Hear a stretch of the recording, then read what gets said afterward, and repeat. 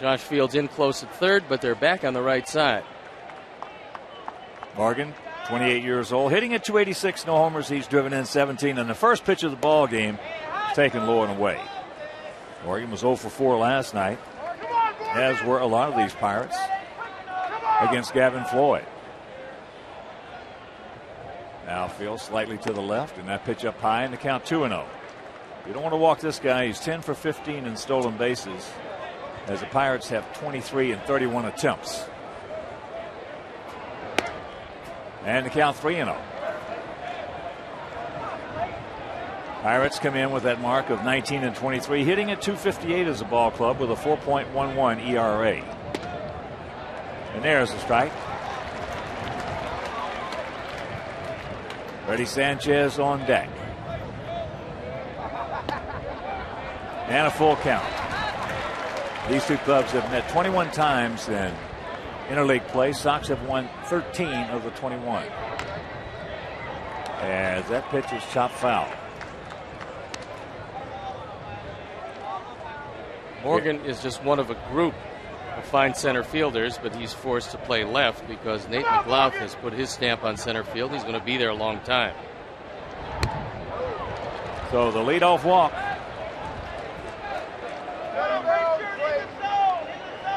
And he has a chance to pick him off. There's the skipper for the next couple days, Ozzie. And this, his wife, his father-in-law is ill down in Venezuela. So here's Sanchez. He was 0 for 4 last night. Freddie hitting at 295, 3 homers. He's driven in 13. And there's first pitch strike here at beautiful USA Field. 330 down the left field line, 335 down the right field line, 375 in the gaps, and 400 straight away center.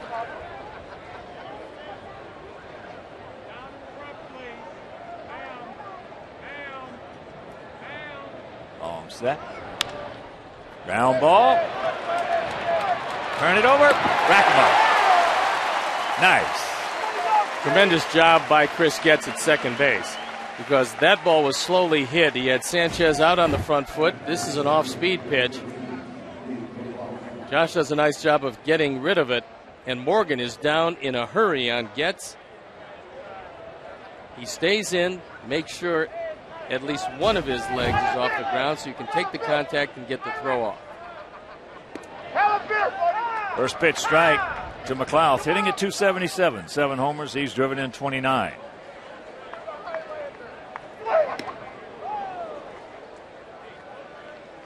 Last year, McLouth hit 276, 26 homers, and knocked in 94.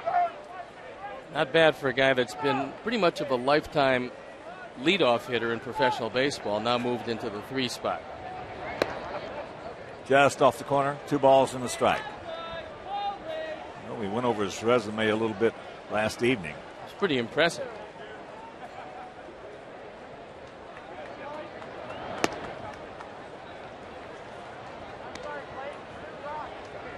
Three and one to count. Yeah, he stole 180 bases in his high school career in 181 attempts. As he'll throw him out, and that'll retire the side. Nice job by Clayton Richard after walking Nigel Morgan.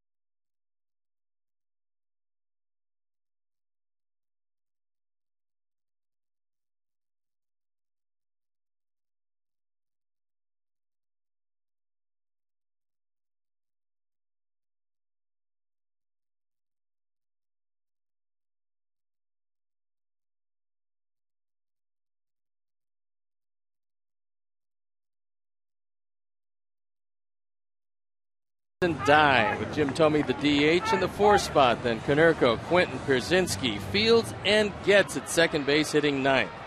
The defense, Morgan, McLaughlin, Young, left to right, with LaRoche, Wilson, Sanchez, and LaRoche at first. Russ Ohlendorf on the hill. Jason Jaramillo behind the plate. Ohlendorf looking for his 4th loss. This is 9th start, and he is a hard-throwing right-hander, but he depends on a sinker. And before we show you our picks to click, you at home select yours as first pitch strike to Scott Posednik, hitting at 281. Scotty 2 for 4 with an RBI last evening. Sox come in at 18 and 23, hitting at 245 as a club. And there's the strike. Count 0-2. Ohlendorf came out of the New York Yankee organization. 26 years old, and he is a big right-hander. 6'4", 235 pounds. As there's a chopper. That's a fair ball. And that's out number 1. And right now, let's check out our picks to click tonight. Jim Angio, our Hall of Fame director, and the crew. LA going to Josh Fields, Lisa, Tex, and Steve. Going to go with Jim Thome, Jeff Shearer, and all the good folks down at Lost Dunes. And we're going to go with A.J. Pierzynski. There's first pitch strike to Alexi. Ohlendorf has both a 4-seam and a 2-seam fastball. The 2-seamer is the one that sinks, and he's comfortable right around 89, 90, 91 miles an hour with that pitch. That's looped out into center field. Sanchez is there, makes the catch for out number 2. And of course, those picks to click were brought to you by Southwest Airlines. Visit southwest.com today.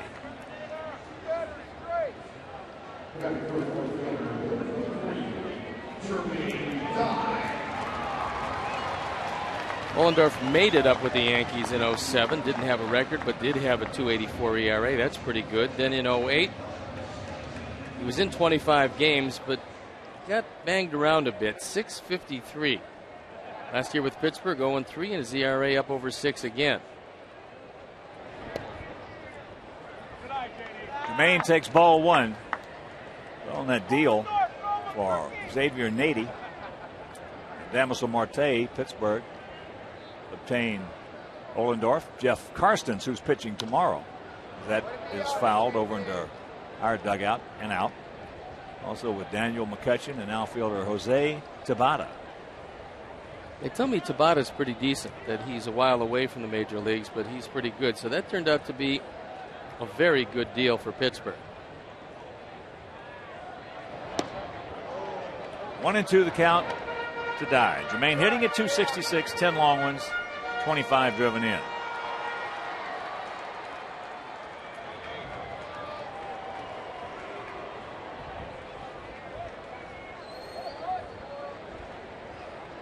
Gap in right center.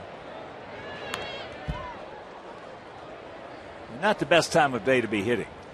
This is a great time of day to be hitting. You can't see the ball well. Pitchers really like to throw the ball in the zone. Actually, Hawk, I don't think you can see the spin on the ball real well. That's why walking people when you start at 6 o'clock is not a real good idea. No, this is a tough time of day to swing the bat. I know we used to play the majority, well, we played all of our home games with the exception, obviously, of the day games starting at 6 o'clock. And it was absolutely nightmarish the first couple of innings.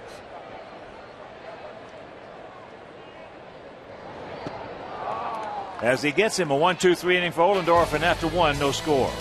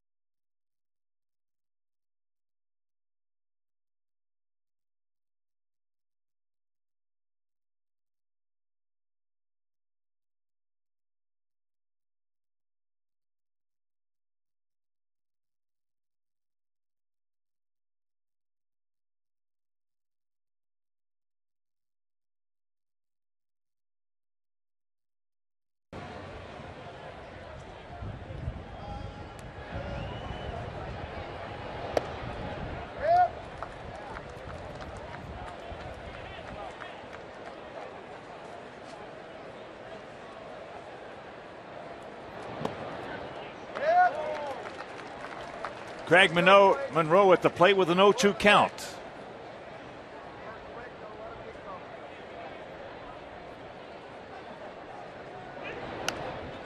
That's foul back. So we are not getting the allotted time from Paul Emmel at second base.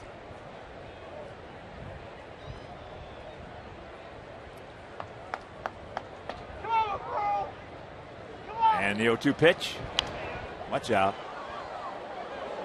Monroe has always been thought to have a slider speed bat, meaning you can probably throw that face-high fastball by him, and that's what A.J. has called a couple of times. You might have remembered him with the Detroit Tigers. He's got some pretty good power. Yes, he does. And he always has been, as that's low, a guy who was a pretty good mistake hitter, which goes hand in hand with being a guy with a slider speed bat. Last year with Minnesota, hit .202, 8 homers, and drove in 29. He gone. White Sox group and party area outings. Priority seating for your group of 20 or more fans. You can save $1 to half off each ticket, depending on the size of your group. In a party areas like the fan deck, warning track, or individual game diamond suite. Call 312-674-1000 or visit whitesox.com for more details.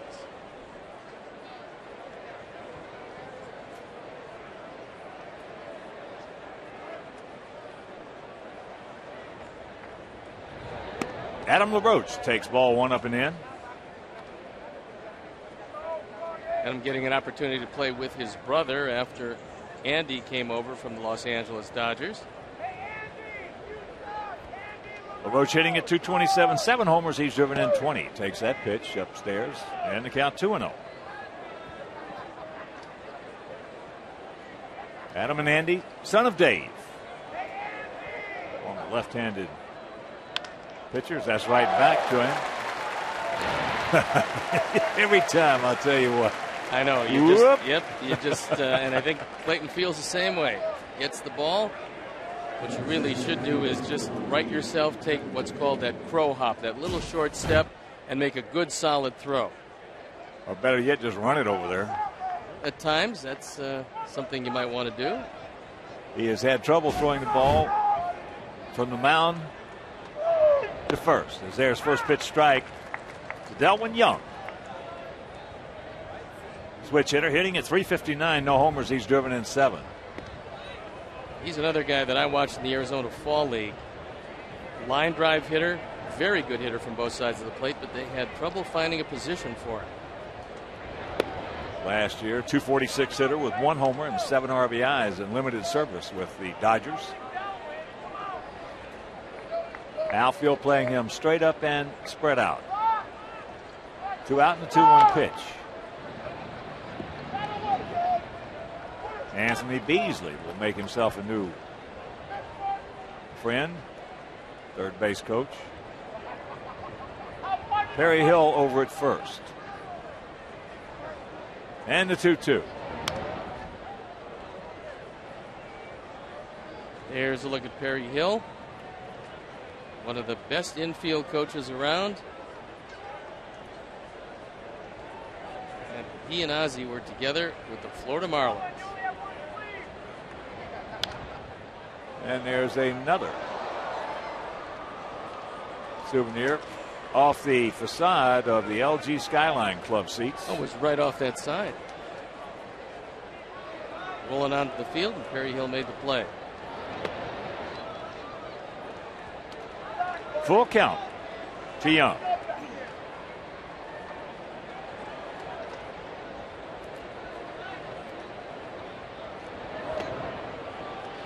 And that's ball 4. So the second walk issued by Clayton Richard.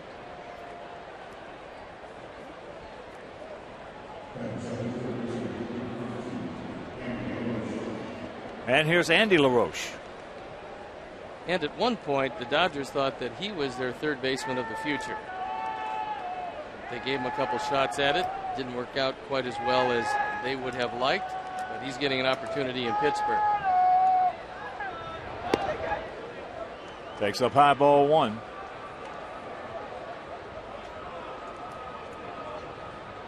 Beasley going through his set of signs. Andy hitting at 279, a couple of homers. He's driven in 20. Turns it loose on that. John Russell in his second year managing Pittsburgh, as there's a brand new administration over there with the Buccos.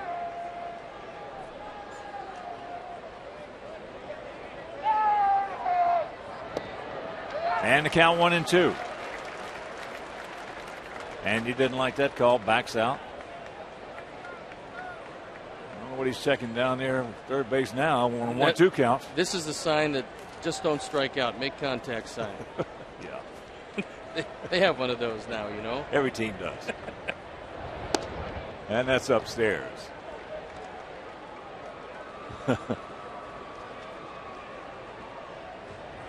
There it is right there. That was the key. He went right to it. Joey's trying to counter it.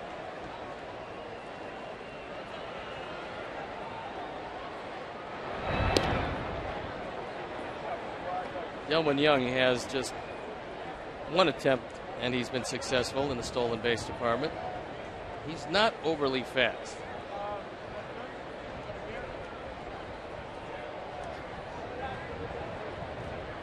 Two-2 pitch. Slapped into right field. Nice piece of hitting right there. Didn't get greedy. Stayed back. Took what he got. So the first hit of the ball game. We got a good straight change, and the only way you can hit this is to stay back. And even though it looked like he was pulling off the ball, he kept his hands out there and just took it into right field, which was really the only place he could have hit it and gotten a base hit. Nice job right there by Andy LaRoche. As here's the switch hitting catcher, Jason Jaramillo, hitting at 259. Chops that one foul.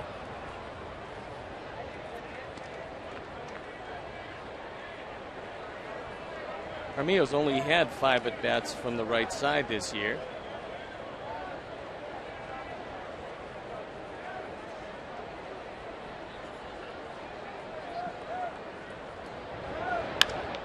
And that's popped up. Jermaine Dye, piece of cake, can of corn.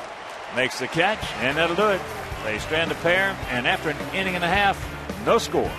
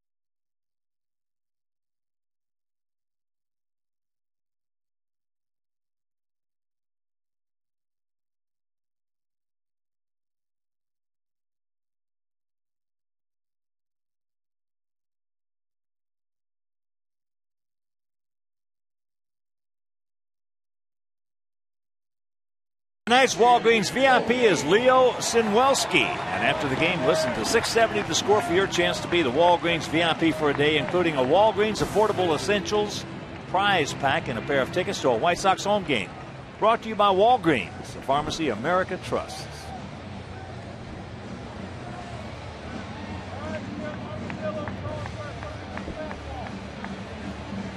No score. Bottom of the second inning. Big Jim Thome will lead it off. It'll be Thome, Konerko, and Quentin.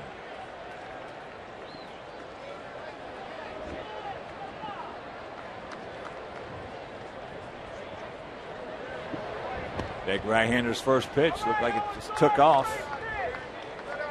Armillo makes the catch, and the count 1-0. Jimmy has faced Ohlendorf one time, and he drew a walk. They have a modified shift on here. As the count 2-0. And after this inning, we're going to have his lovely wife, Andrea Thome, up in the booth to tell us about what she's been working on lately. That's out of play left side. Ohlendorf is a big guy. We mentioned 6'4", 235. Reminds me a little bit out there on the mound. When he starts his windup, the guy used to be a tough pitcher, Don McMahon. He used to be my pitching coach, as well as an active pitcher with the Giants. There's a chopper.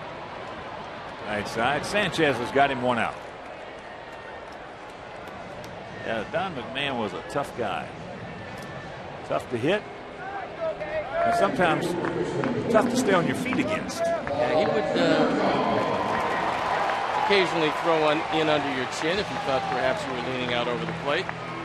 But he also threw batting practice for the Dodgers well into his 50s. In fact, unfortunately, he passed away doing just that, doing something that he loved. He was great friends of Al Davis and watched every Raider game with Al. Here's Konerko. Paulie at .313, 6 homers, 27 knocked in. Checks it up and takes a strike on the inner half.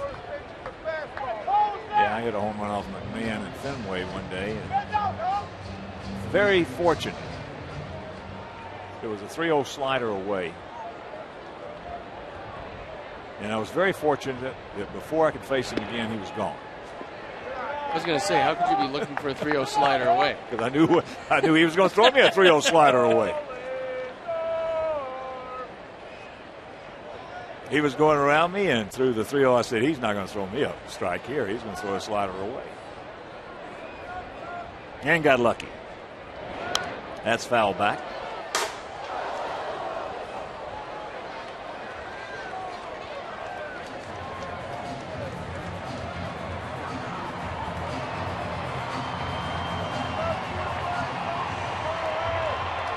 Paulie has faced Ohlendorf one time. He has a hit. And Paul was 1 for 3 in last night's game. Checks it up. And he went. I think the hitters are going to be real happy when these lights start to take hold, because right now they're not picking up the changeup. They certainly are not picking up Ohlendorf's curveball. And that's why you want to throw strikes. So far, Clayton has been able to pitch around a couple of walks and a base hit, but Ohlendorf has been untouchable. And here's Carlos Quentin hitting at .228, 8 homers. He's driven in 19. Carlos was 0 for 3 last evening. Nice snap right there by Ohlendorf, and that is 6 up, 6 down for the big right-hander.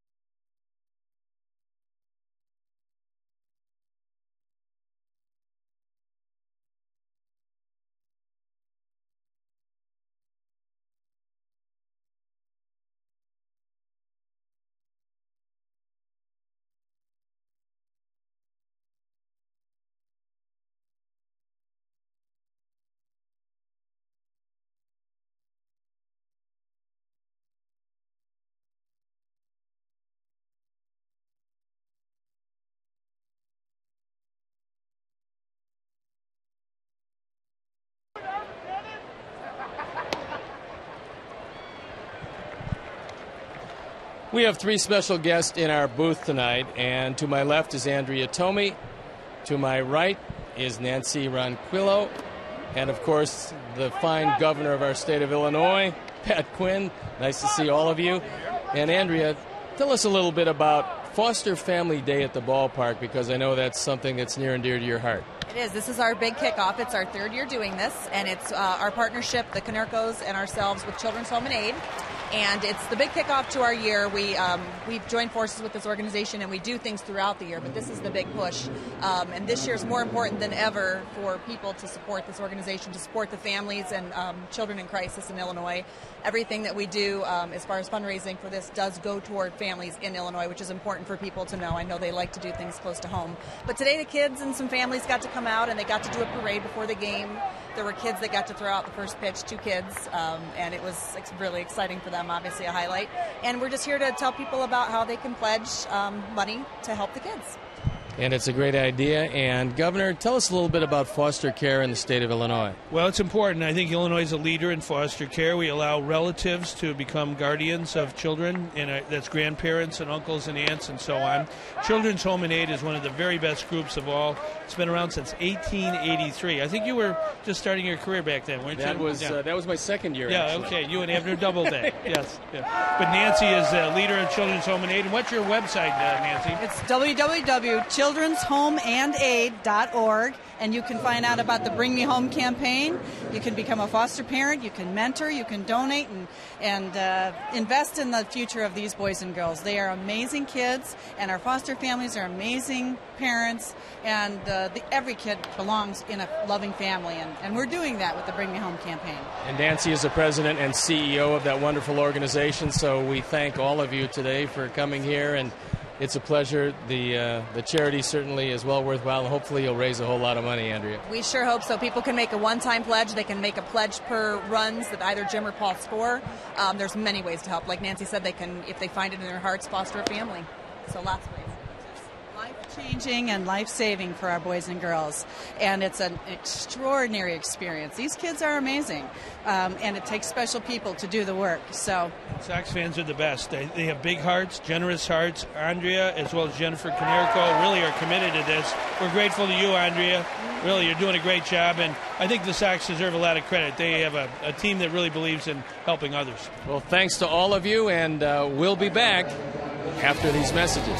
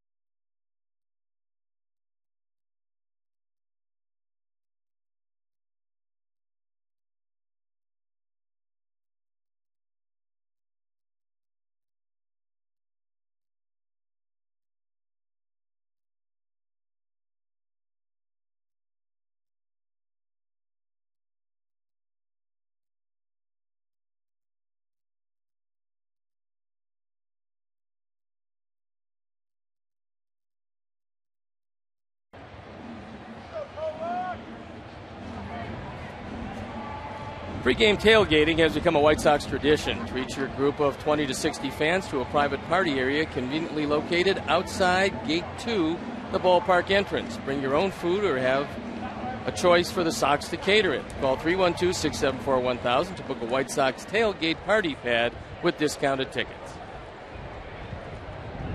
A.J. Pierzynski will lead it off here in the bottom of the third inning. Takes first pitch strike from Ross Ohlendorf. He has retired everybody he has seen. A.J. comes in hitting at .269, 4 homers. He's driven in 10. Chow. A.J. 1 for 3 last night, and he also has had one at bat against Ohlendorf, and he got a base hit and knocked in a run. They play A.J. as an opposite field hitter. That ball hit hard into center field. McLeod not going to get this one. So A.J. will start it off with a double. A.J. hit that ball awfully hard. It's 400 to straightaway center field, and this one hopped the wall. McLeod playing him over into left center. It looked like Ohlendorf took a little something off that one. A.J. liking the ball down, just crushed it. So a very promising start to the third inning as the Sox look to take the lead, and that sends Jaramillo out to talk with Ohlendorf on a different set of signs, especially with a catcher out at second base. Especially with A.J. at second base. I mean, the one thing you don't want to do, you don't want to set up too early because it's pretty easy to give location. And while some hitters, Hawk, don't want it, others, if they know the ball's coming outside, they're going to jump on it. Well, A.J. is one of the few that might be relaying, which is nothing wrong with that. That is not cheating. That is taking advantage of your experience. And if the catcher is going to set up early, it's not that difficult to give location. When a right-hander goes inside to a right-hander, 95% of the time it's a fastball. Well, the only right-handers that I've ever seen have a catcher set up inside to a right-handed hitter and throw a curveball have been few and far between. Not many. So outside, you can guess pretty much what's coming. You know it's going to be away, but you don't know what pitch it is. Inside, it's probably going to be a heater.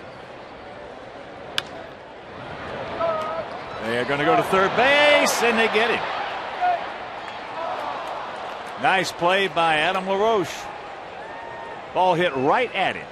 It was hit right at him, but LaRoche took some time getting rid of it, and I thought he might have been a little late. This ball is hit hard. Good piece of hitting by Fields. You see how long it took Adam, just a double clutch, but he got the throw there. And one of the things that Andy LaRoche did was he blocked off the base. This is dangerous with a guy sliding in with spikes. I'll tell you one thing, Andy's only going to do that to a lot of guys one time. And then he's going to have his knee taken off. Exactly right. He's only going to do that one time.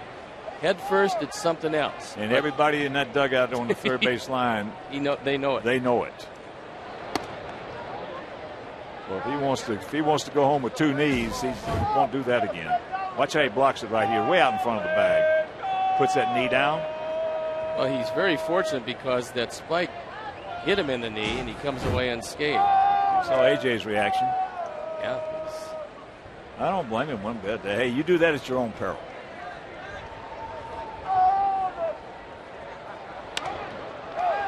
There's a nice pick by LaRoche right there on the ball hit hard by Getz. So that is 2 down. Joshua's on the move. He is at second. Here's an inning that so far Ohlendorf has been very fortunate because the Sox have hit the ball hard, but the LaRoche boys have played a very solid defense this inning.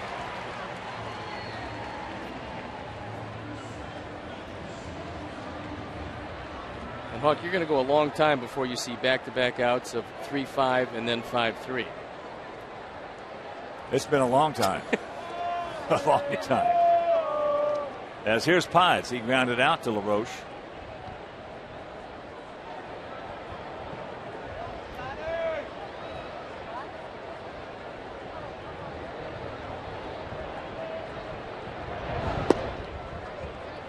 I played for a manager that if you were the first baseman, which I played first base a lot for him, and there was a man on second, nobody out, and the ball was hit to you and you got him at third, you got yourself a new suit. That's a pretty good idea. Robert Hall. Robert threw it out. You hauled it in. That's about where it was.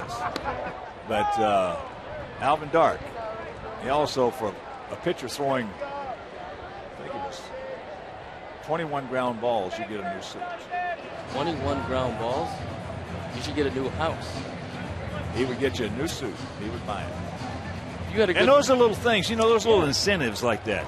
A lot of times, you go out and you have a big night. Say you went out tonight and you pitched a really good ball game, and he knew you liked to play golf.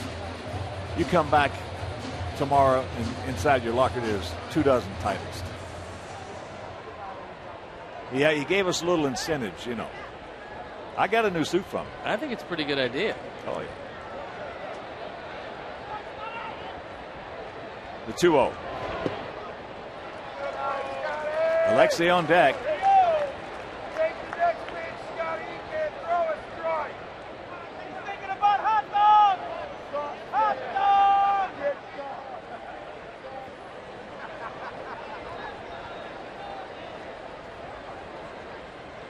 And the 3-0 pitch. So he wanted Alexei up there. Yeah, that was a straight pitch around, and he's going to take his chances with Ramirez.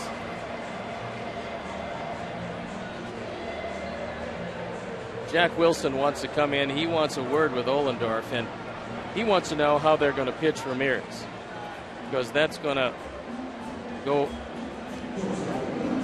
to where he's going to set up. Because if they're going to pitch him inside or throw him a steady diet of breaking balls, then he's going to play him as a pull hitter.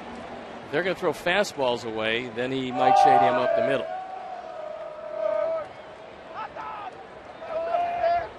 Alexei popped up to Freddie Sanchez. Alexei way up in that box, just about as far as you can go, and still be legal. He's got about as fast a hands as anybody in this league. Watch out. He gets back.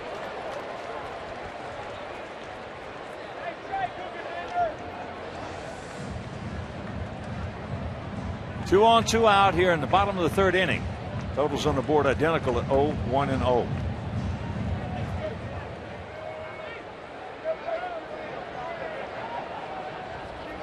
Not a bad place to be hitting against a good sinker. And that is pull foul. Got in on him. Alexei's always want to be at the front of the box, and if you've got fast hands, you can stay there. And certainly last year it worked real well. He's off to a much slower start this year, but he's shown signs over the last couple of weeks at times of getting much better at bats. If Alexei Ramirez was the only problem we have, we'd be in great shape.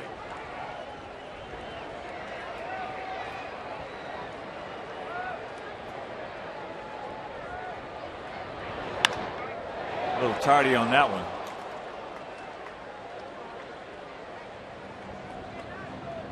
There's two ways to go about it. If you got a guy out there who's got a good sinker, and let's say you stand towards the back of the box, say 2/3 of the way back from the front line, you can either move back to the back line or else move forward so that you don't have that in between, that natural sink. You're either going to catch it early or you're going to catch it late. That's just foul. Now, did you move up and back in the box on a nightly basis depending on who was pitching? Sometimes on a pitch-to-pitch basis. And that's when I started to learn how to hit. 5 years I had no clue, my first 5 years. And the 2 years before I broke my ankle and my leg, I started moving around on certain pitches, and that's when I more or less learned how to hit a little bit. There's not a lot of guys that do that now. Most of the guys get a spot in the batter's box where they're comfortable, and they don't change unless they're in the throes of a terrible slump. Well, the guy who put me onto that was Joe Cronin. At that time was president of the American League and also Hall of Fame shortstop. And he called me into his office one day, and he said, "Honk," he says, "you're going to have to start moving the boxing. You're standing in the same place, whether it's a sinker baller or a high fastball pitcher." And I started thinking about it after I left his office, and we talked for maybe an hour. And he was right.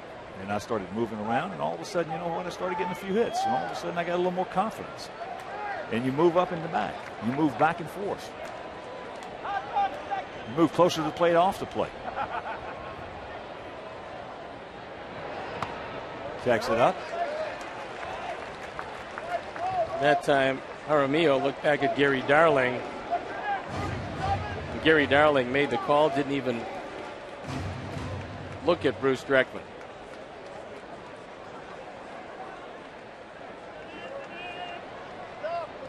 A lot of twos on that board.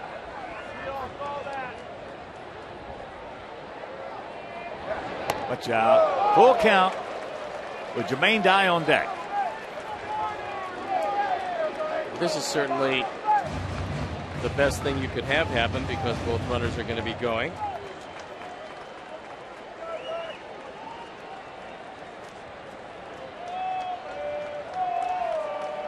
Scott's got enough speed to score easily on a double. And the payoff, no.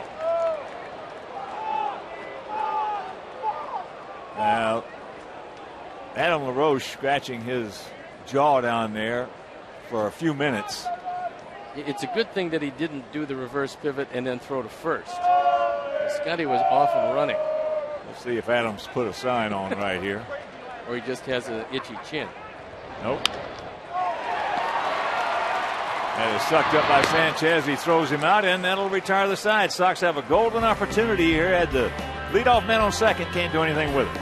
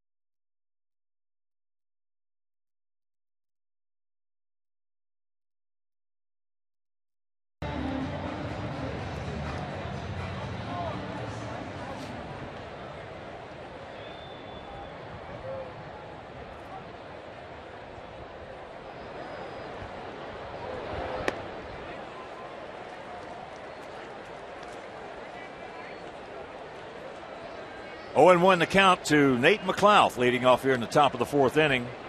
Clayton Richard making just his 3rd start of the season, and this is 15th appearance. And that spot in the rotation is there for the taking, and if Clayton can stay consistent, it's going to be his.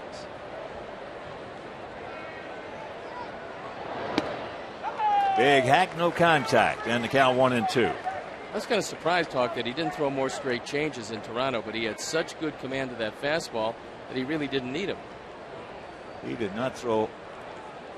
I can't recall him throwing more than a handful. That's a pretty good pitch right there. Didn't get it. I think he's got a little better confidence in spotting the fastball the last 2 times out than I've seen in quite some time. He gone. The 4th inning is brought to you by Taco Bell's 4th meal. It's a meal between dinner and breakfast.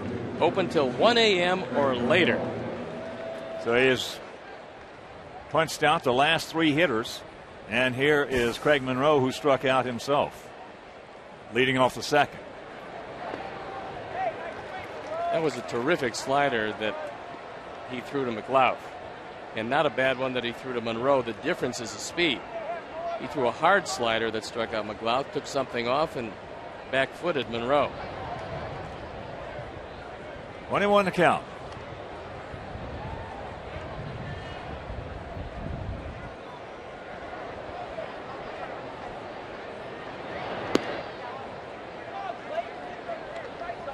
"32-year-old veteran Craig Monroe." That's the last start for Clayton. Pretty impressive. Very impressive when you're talking about at the time we were playing Toronto up there, they were in first place by 3 games and playing well and leading everybody in hitting. And there's a base hit. So the 1-out single.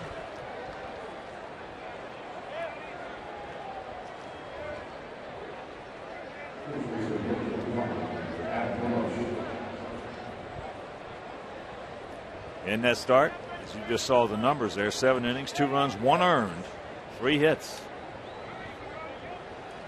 So here's LaRoche. Hit a comebacker to Richard. And he is a very streaky hitter.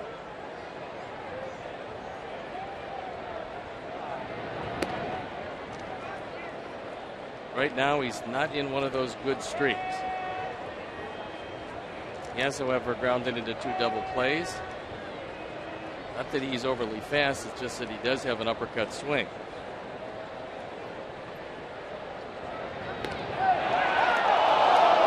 Close.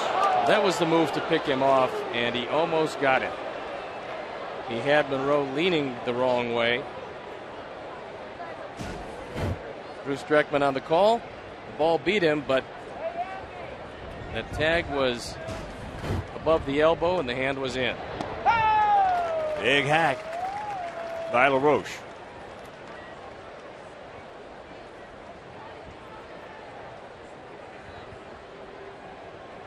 So Adam checking down with Anthony Beasley.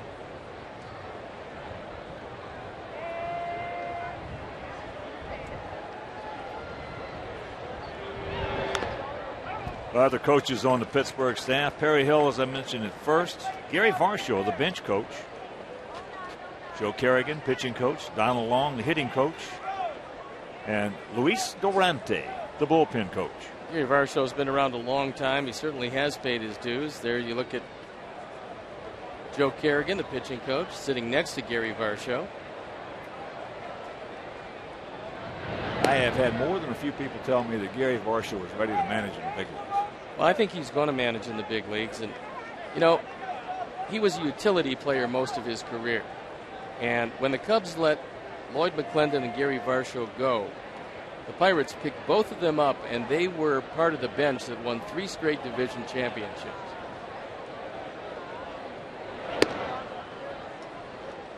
One and two the count to Adam LaRoche.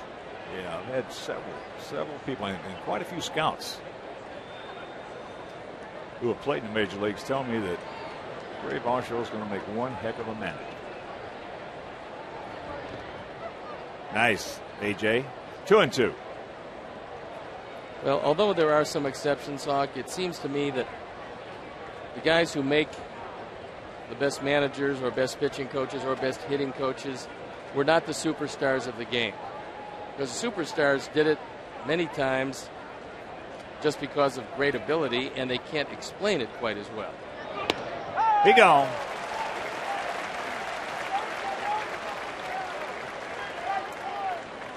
Well, Steve, in playing with a lot of guys you play with and against over the years, you get a pretty good idea of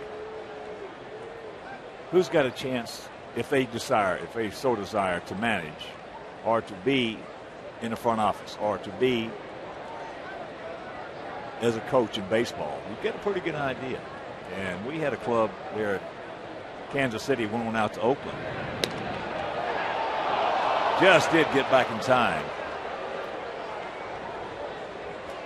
A lot of those guys that were on that club, you knew he had a chance if they wanted to. You see, lifts it up, puts it down.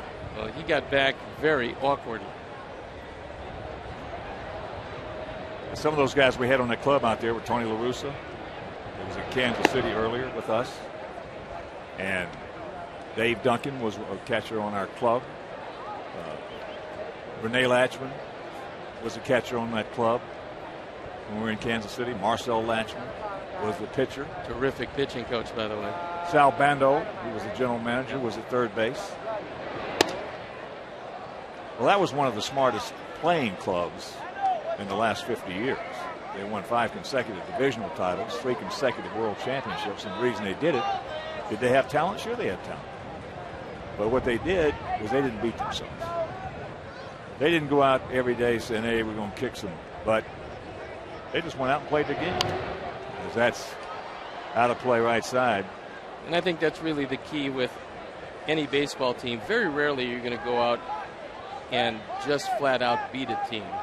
More times than not, you're going to play them very close, like this game here tonight. And one team will make a mistake or two that will do them in. Well, there are more games that are lost than that are won. Strike. And the count 2-2.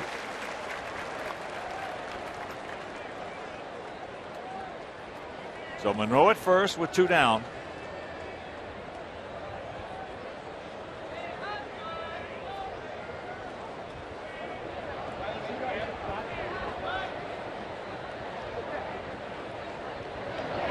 Bullseye. He gone. 6 strikeouts for Clayton. And still no score.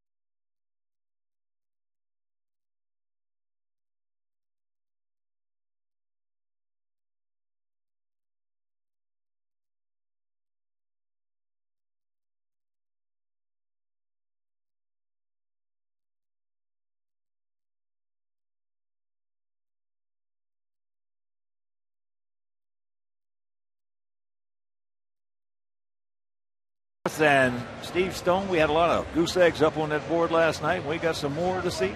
I got to believe that this inning is the inning they break through against Ohlendorf, because Hawk, I think you're starting to be able to see the ball, and he's going right through the middle of the order. He's got Jermaine Dye, Jim Thome, and Paul Konerko.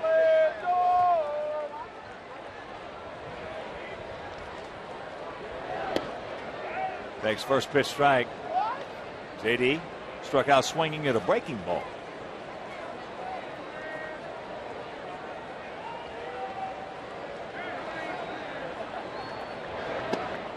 There's another breaking pitch in the count 0-2. Yeah, the visibility factor is a non-issue right now. He's thrown 2 pretty good pitches so far. Now he's going to a sinker, I believe. That was a 56-footer. Yeah, that one, fortunately, Jaramillo was able to exhibit good hands.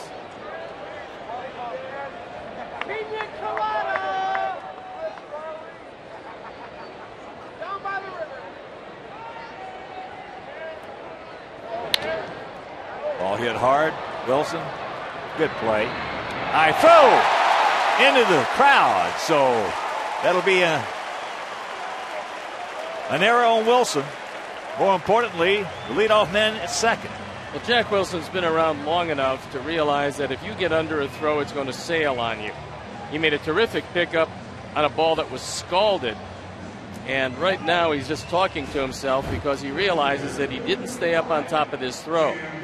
He's got it in plenty of time, but watch where he releases it from. He gets underneath it, sails it over the head of LaRoche,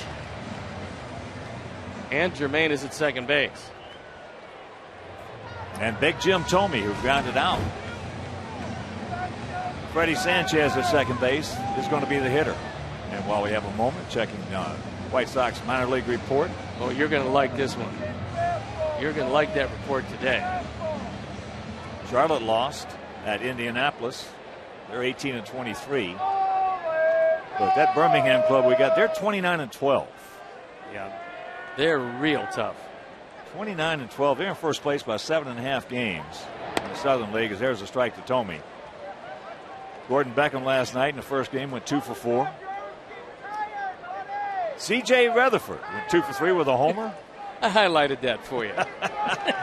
And 2 RBIs. Jordan Danks was 2 for 4. And then in game 2, Jordan Danks, Johnny Danks' brother, went 3 for 4. He's hitting .360 since being called up from Winston-Salem, where he was hitting .360. You know, he doesn't seem intimidated by moving up from Class A to Double A. In fact, if anything, he's hitting with more power. Tremendous athlete and a center fielder. Also, John Shelby hit a home run, as did David Cook. Talked about last night. David Cook has got a chance to be a good hitter. He's off to a bad start, but he will finish up. Probably he'll finish up very strong because he's got a good short stroke. That's the one tough club down there. Birmingham Barons, 29-12.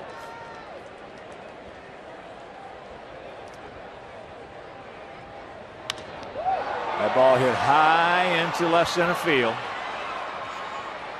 Niger Morgan makes the catch, gets it back in. And that's out number 1.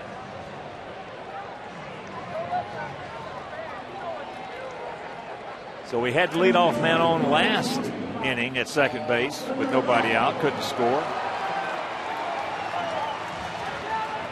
Hopefully things will change right here as Konerko struck out his first trip.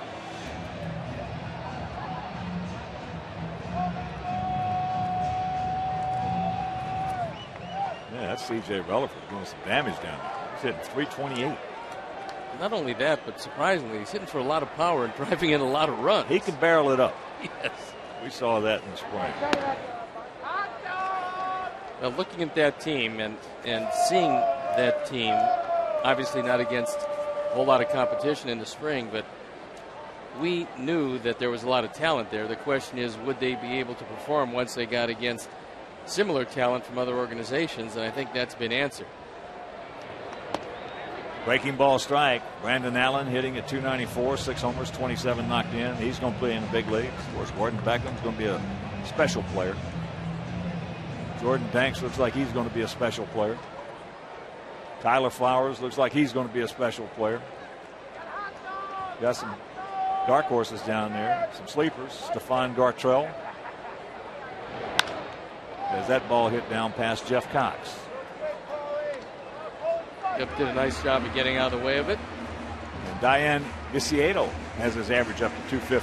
Yeah, I mean, there's another guy that we haven't mentioned a whole lot of, but he's so young. Playing in Double A, and this is his first year playing in the United States. Well, he has a big future.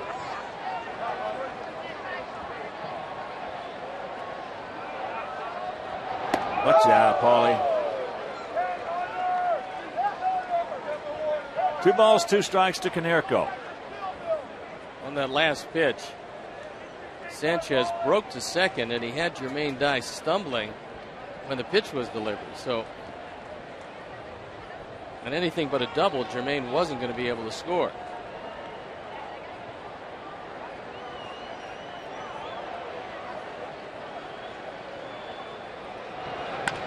Back to the middle and knocked down. No, he didn't. Got off his glove. Here comes JD. He's going to score. And the Sox lead it 1-0. Looked like Sanchez was going to knock it down, and it went off the side of his glove. And the fact that he did slow it down made it real easy for Jermaine to score. RBI number 28 for Paul Konerko as he goes right back up the middle. This is a hanging breaking ball, went right through the legs of Ohlendorf. Sanchez was playing up the middle, just couldn't get a glove on it, and so the White Sox do indeed break through. And with the visibility getting a little better, the boys are hitting the ball with more authority. So here's Carlos Quentin.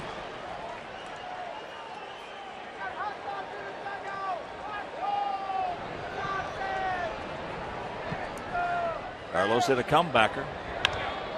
Oh, he just missed that one. He just missed it just underneath it. Mercy. 2 down. Ohlendorf is starting to hang a couple of his pitches. Hadn't done that in the first 3 innings, but he's done it a couple of times here.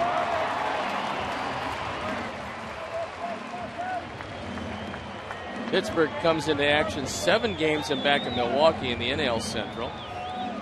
We come in 6.5 games in back of red-hot Detroit, who's won 7 games in a row. And they're trailing Colorado as we speak, bottom of the 5th at Comerica Park. Rockies on top of the Tigers 3-1. Minnesota leading Milwaukee 3-0, top of the 4th. Minneapolis.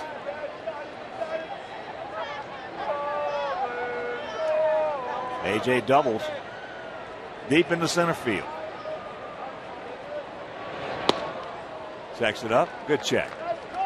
Minnesota hammered Milwaukee last night as Kevin Slowey ran his record to 6-1. He's off to a very good start.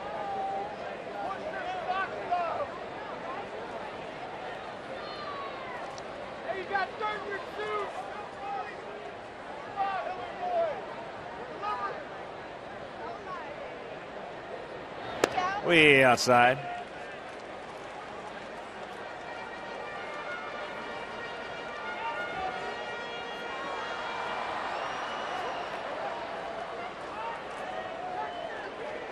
Second of this 3-game set. This series will end tomorrow. Also, this brief 6-game homestand. Mark Burley against Jeff Karstens. So make your plans to be with us at beautiful U.S. Cellular Field. That's inside. 3-1. Jaramillo is either using white tape or something else on his fingers so that Ohlendorf is able to see the signs. It's the fingernails, actually. He's painted his fingernails white so that I thought he'd put tape on the fingernails, but it's like a whiteout.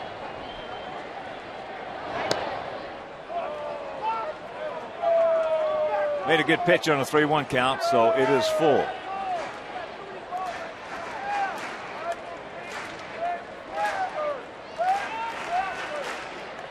First catcher I can ever recall doing that is Johnny Roseboro, Dodgers.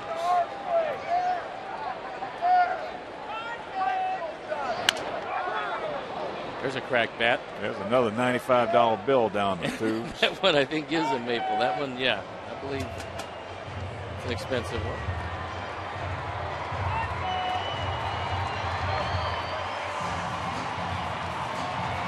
Here's the Comcast high-def shot of the game, and you can see painted fingernails on the hand, the right hand.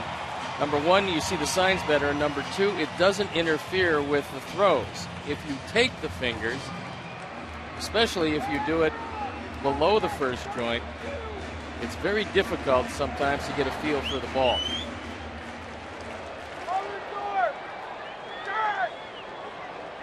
So AJ's got a new one, and once again the 3-2 pitch. And that's caught by LaRoche, but the Sox pick up a gift, an unearned run. We'll take it, and we'll go to the 5th leading 1-0.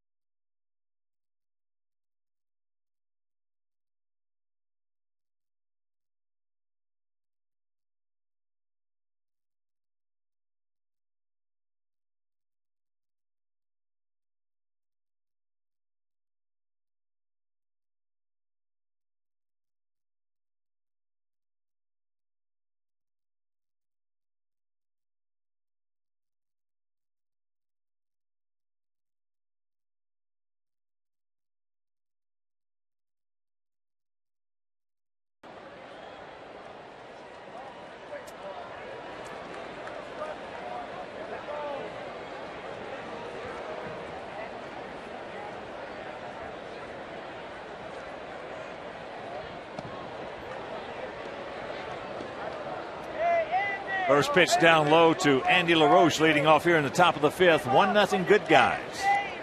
LaRoche 1-for-1. That ball deep into left field. Goes back in front of that Comcast sign, makes the catch.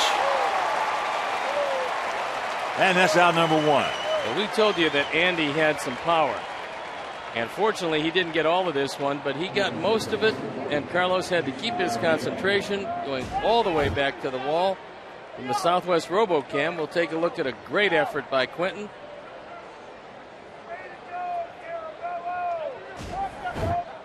Comes away with a foot to spare. So here's Jaramillo. Jason Jaramillo. Popped up to Jermaine Dye to end the second inning.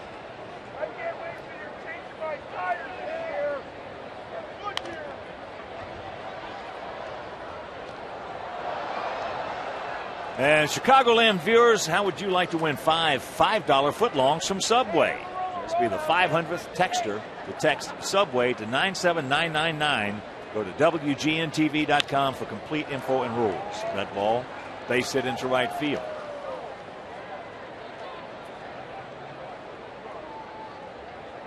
Third hit given up by Clayton Richards. And the Pirates got a bad break when Ryan Domit went down. He was going to be the everyday catcher. He hit .318 last year. He's just really coming into his power. He had 15 home runs, drove in 69, but he was a guy that could give you some pop from both sides of the plate.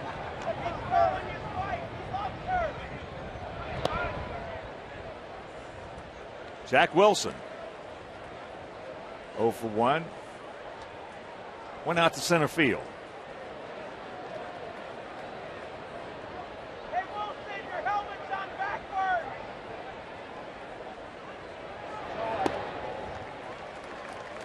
Takes a strike. 1-1 to count.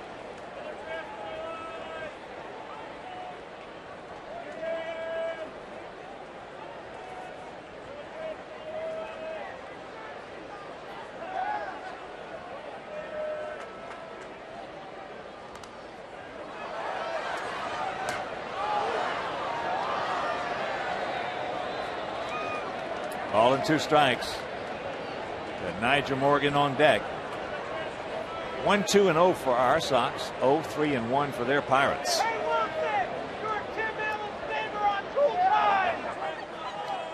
Just a short lead by Jaramillo. Yankees came back from a 4-1 deficit to beat the Phillies 5-4. Brad Lidge has had a few difficulties this year. Don't know if he was in that one, but I know that at times he's been struggling for Philadelphia.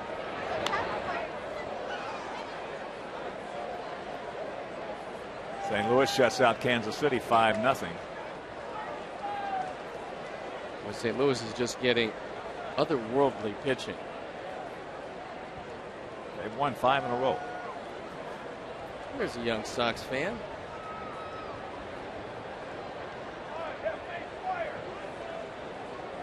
Outfield, straight up, spread out. AJ, good job keeping it in the vicinity.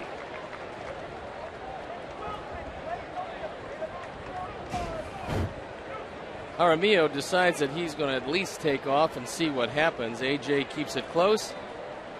Unfortunately, it is a catcher running at first base. Nice job by AJ.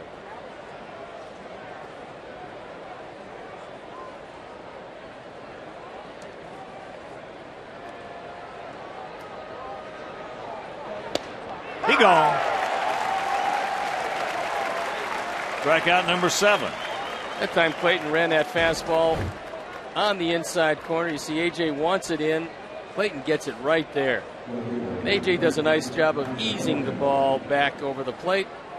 That's a tremendous job of selling a pitch by a catcher. So here's Morgan. He has walked and he has struck out.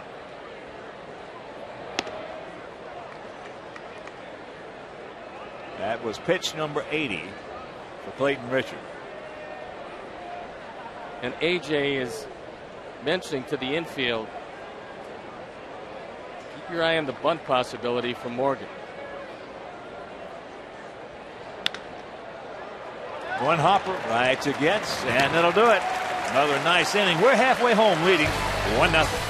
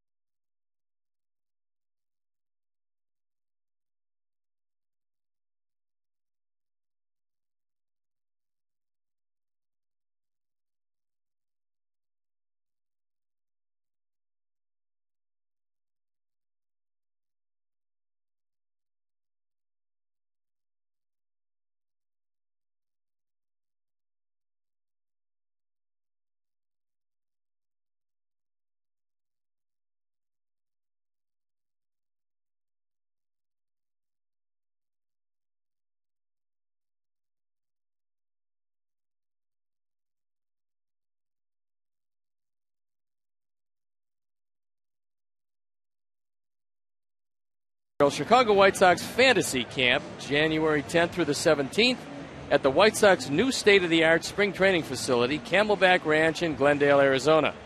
For an enrollment form or additional information, call 312-674-5444. Rosters fill up quickly, so don't delay. Josh Fields, Chris Getz, and Scott Posednik here in the bottom of the fifth. Sox on top, 1-0. Josh 0 for 1, grounded out 3-5. That was when A.J. led off with a double. Josh hit a hard shot on the ground down to Adam LaRoche, who picked it up and got to his brother Andy covering at third. Then they got A.J. There's the strike. I'd like to pass along birthday greetings to Michael Ruby, who turns 23rd today on the 23rd. I believe that only happens once. Yes, ditto. And of course his dad is going to get him that brand new Mercedes he's been looking at for quite some time. What hurts? Well, yeah. But Jack is that kind of guy. Generosity is his long suit. Very long. Broken bat. Sanchez, 1 out. Both of these pitchers throwing the ball exceptionally well tonight. Again, you get that 6 o'clock start this time of year, and you just don't want to walk too many people, and you want to work quickly. And talking about that fifth starter, Jose Contreras is scheduled to work tonight for Charlotte as that's fouled back. Jose is 2-0 down there. And what he has done is he's 2-0 with a 0.00. And he's hardly given up any hits. He's worked 15 innings, giving up 4 hits.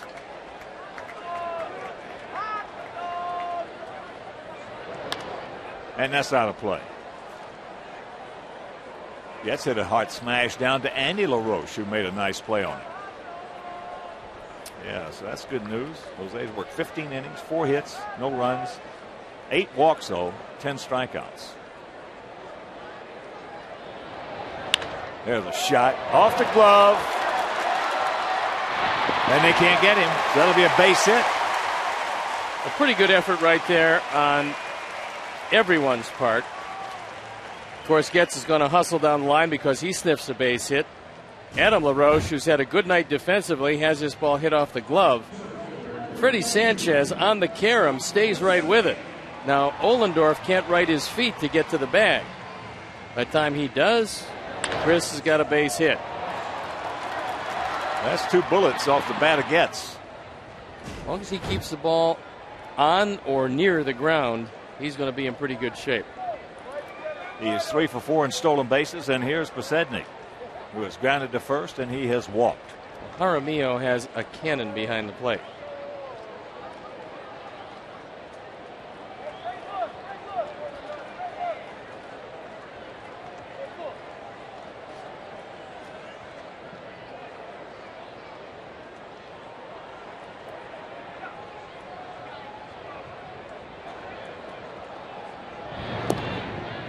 Andy LaRoche in on the grass at third, outfield there, swung around to the left. There's a big gap out there in right center.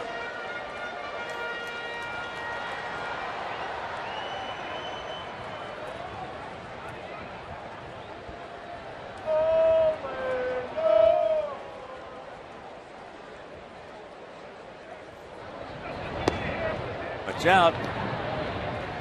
I love to see guys who have outstanding arms, and like most of them, occasionally you'll see there's always an exception, but most guys who have arms like that love to show them off. Well, we all remember Pudge Rodriguez and what he used to do. Still can do it on occasion, but now probably state-of-the-art Yadier Molina from the St. Louis Cardinals. As far as going behind the left-hand hitter to pick off a man at first base, if you stray at all, he will get you. Miguel Olivo's not bad either. No, Olivo's terrific, and we've already seen him. Not quite as much as we're going to see him, but we're going to see him again on this next road trip. After tomorrow's game, we take off 3 in Anaheim, 4 days with 3 games in Kansas City.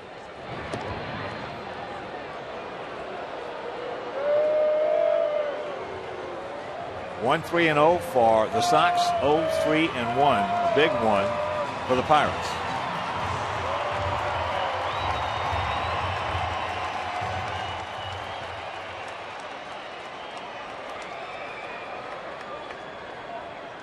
There he goes. And that ball's in the air. Nate McLouth will make the play. And that is out number 2. And you know, we had the governor, if you're just tuning in, we had Governor Pat Quinn up here talking about foster care. Also, people don't know that Governor Pat Quinn championed the effort to introduce the Illinois Military Family Relief Fund, which was approved by the General Assembly and signed into law in February of 2003.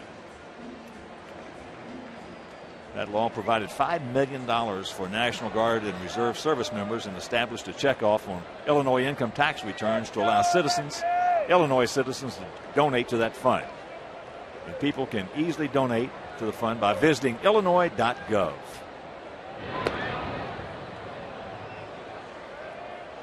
And there it is.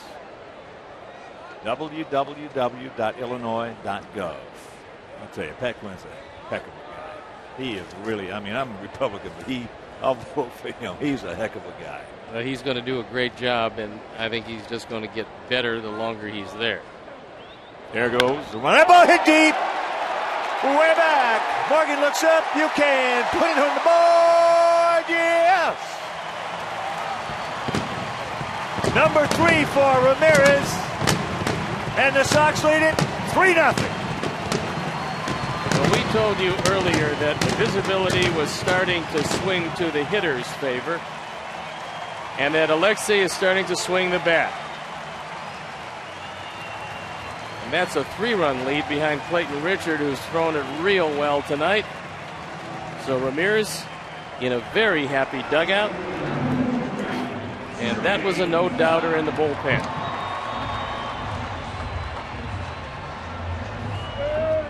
And here is Jermaine Dye. Jermaine is 0 for 2, but he has scored a run. He just hit a screaming Mimi right at Jack Wilson, who came up with it and then threw it away. 2-base throwing error. Came around and scored on the single by Konerko. And, of course, with that home run by Ramirez, the Alex Snellius family will donate $100 to White Sox charities for every Sox homer hit throughout the course of the season. That is number 42. So $4,200 donated by Alex Snellius in loving memory of Ursula.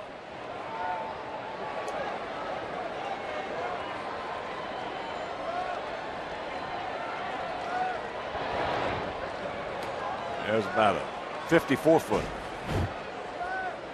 It's our fourth drive of the game, and as you can see, that ball stayed up.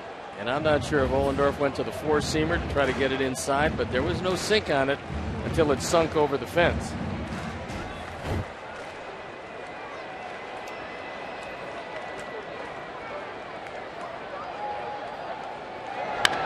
That's a nice pick right there by LaRoche. And that'll do it. But the two-run homer by Alexi Ramirez will go to the sixth, leading 3-0.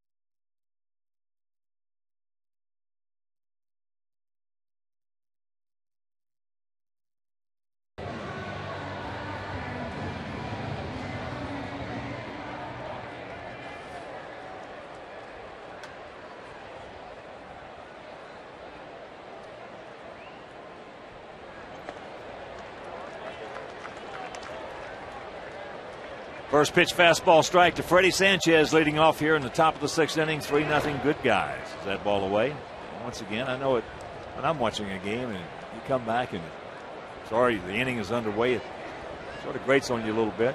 Nothing we can do about it. We have to be allotted the time, given the allotted time by the umpire at second base. And we've been a little short. A few innings. A few pitches, yeah. 3-1 to count.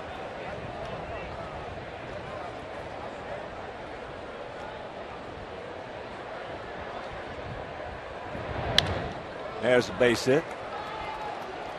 Carlos quickly gets Freddie on his way to second base. And he will get there with the leadoff double.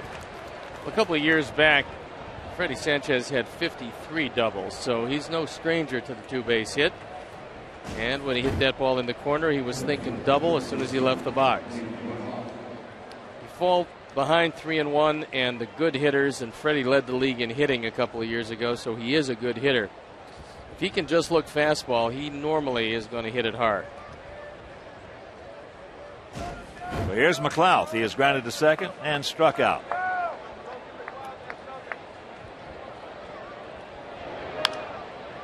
Breaking ball. Bear in mind, for Clayton Richard, this is just his third start, and he's at the 87 pitch mark, so we've got to be watching him a little carefully at this point.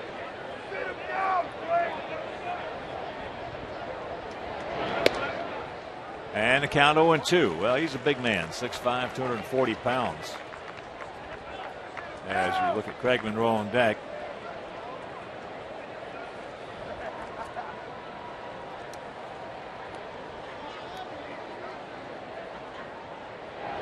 A little bit high right there. Clayton? Tried to reach back and get a little extra on that one. Fortunately, A.J. is a big man also.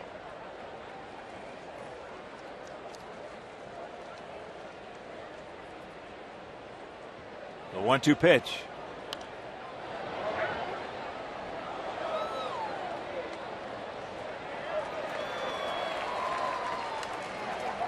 Nate McLouth. He's 27 years old. Don Cooper looking out at Clayton Richard. Will be making his 91st pitch.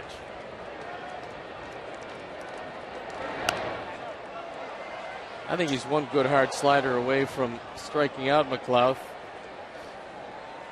for the second time in a row, and Don is going to make that call and has to the pen. Now he's going to kind of nervously look out at his young protege. Unfortunately, that one hit Gary Darling's foot. If that doesn't hit his foot, there's a very good chance that Freddie Sanchez is standing on third base. He would have been. Octavio Dotel throwing in the pen. We tell you that in his career, McLouth was 180 for 181 in stolen base attempts in 4 seasons in high school, which is a record, Michigan record. Good pitch, didn't get it.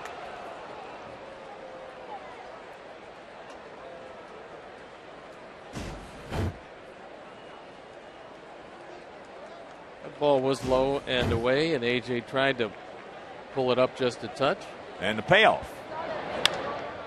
That is poked out into left field. Sanchez is tagging.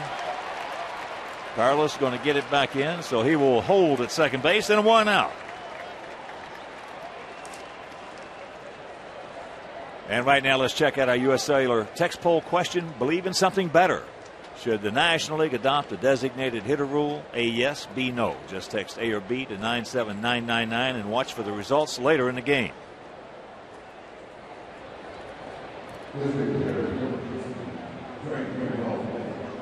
And here is the Pirate DH. Craig Monroe was struck out and singled.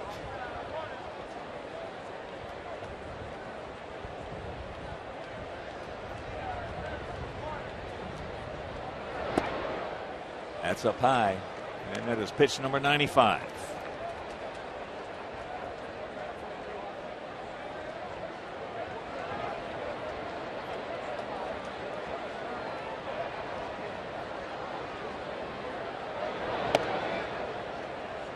And the count 2-0. And once again, a reminder, finale tomorrow afternoon of this homestand. Mark Burley against Jeff Karsten. So make your plans to be with us here at U.S. Cellular Field. If you can't, that game will be over Comcast Sportsnet.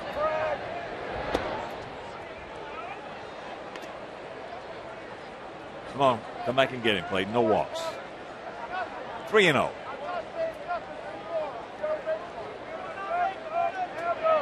Adam LaRoche on deck.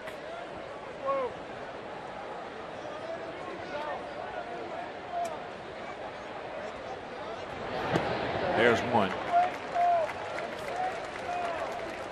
Just joining us, Sox will run in the 4th, 2 in the 5th on the 2-run homer by Alexi Ramirez.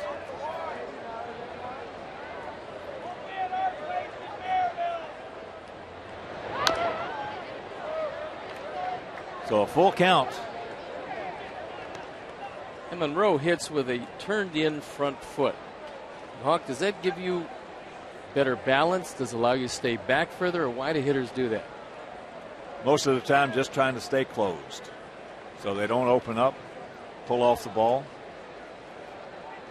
At one time or another, almost every hitter who's ever played this game has tried the front foot closed routine. Payoff. Way outside. He walks in. Depends how patient they're going to be with Clayton Richard, because I think he's hit the wall. 100 pitches, but it's not a 100 pitch mark, because sometimes you can get there and still be crisp with your pitches. I think right now Clayton is starting to miss in some of the danger areas, and Don Cooper wants to know if Dotel's ready. Yeah, you got the left-handed LaRoche right now at the plate, tying run as he takes first pitch strike, and you got the switch hitting Delwin Young on deck.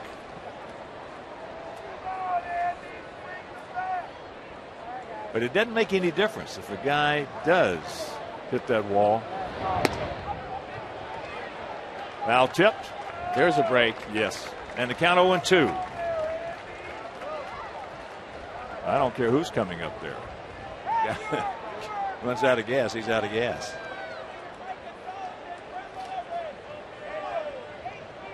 Well, the velocity hasn't really dipped very much. That's not the case. It's the effort. He's reaching back and getting whatever he's got left. It's the effort. He gone. That one was over the P in the batting helmet. Adam LaRoche decides that he's going to go way upstairs with this one. 8 strikeouts.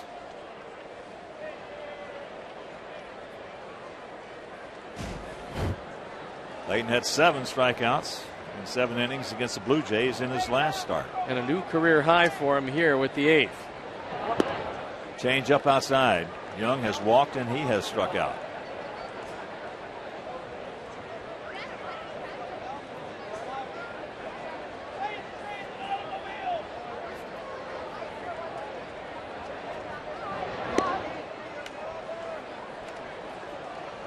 Two and 0 the count.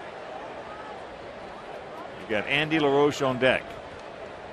Clayton definitely, if something happens here, will not see him. Nope.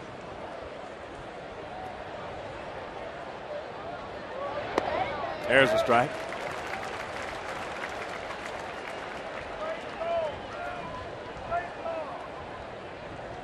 And if it is Dotel, you might see Eric Hinsky facing him. Out and around it. Right to the bag. Thank you very much. And another outstanding effort from Clayton Richard. He'll depart. And the Sox lead at 3-0.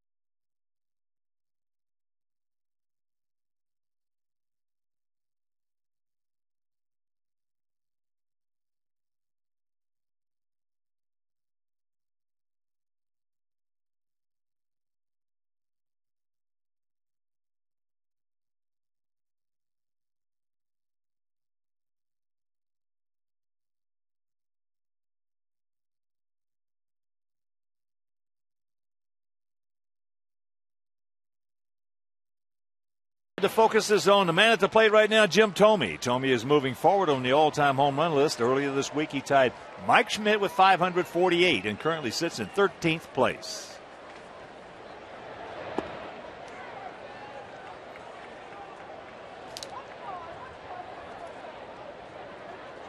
Oh, and 1 to count to Thome. Jimmy has grounded to second and he's gone out to left. Konerko on deck and Carlos Quentin in the hole.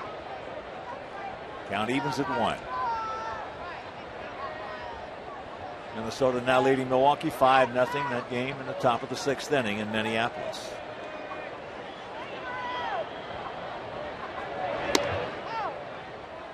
Two balls in the strike. Cincinnati leading Cleveland 6-4. That game in the top of the 5th at the Great American Ballpark. Top of the 6th at Fenway. Red Sox leading the Mets 2-1. Big hack by Thome.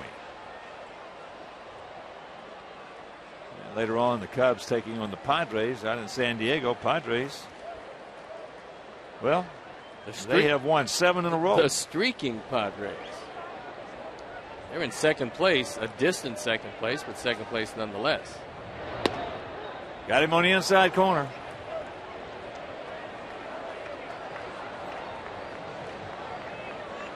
Padres enter play tonight, 8.5 games in back of the Manny-less Los Angeles Dodgers. Although they missed Manny Ramirez, they've won 7 of their last 10, and they're pulling away in the NL West. There's a look at Clayton Richard, who did just a spectacular job again tonight. That's back-to-back gems. Well, in his last 2 starts at 13 innings, he's given up 1 earned run. And not too many hits. And he has 15 strikeouts. Well, getting an opportunity sometimes is the toughest thing to do in the major leagues, and he's got a golden opportunity right here to capture that 4th starting spot. That's foul down. That's no fun. And the count 0-2.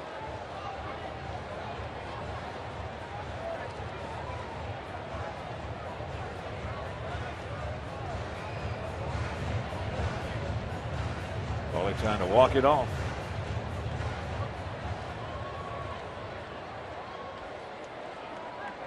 The Hawks at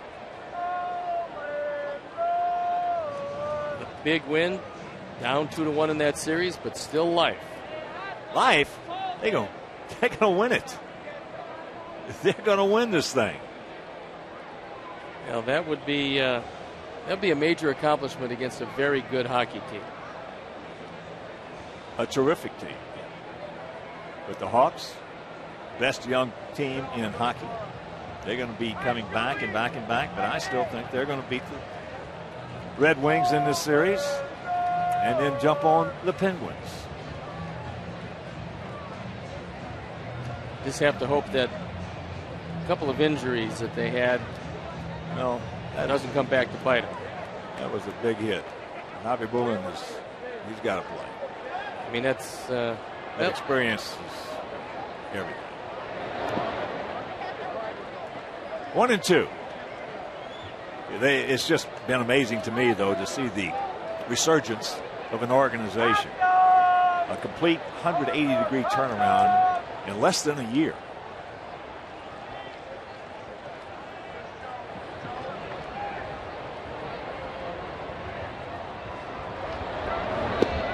Lays off the breaking ball. That evens the count at 2.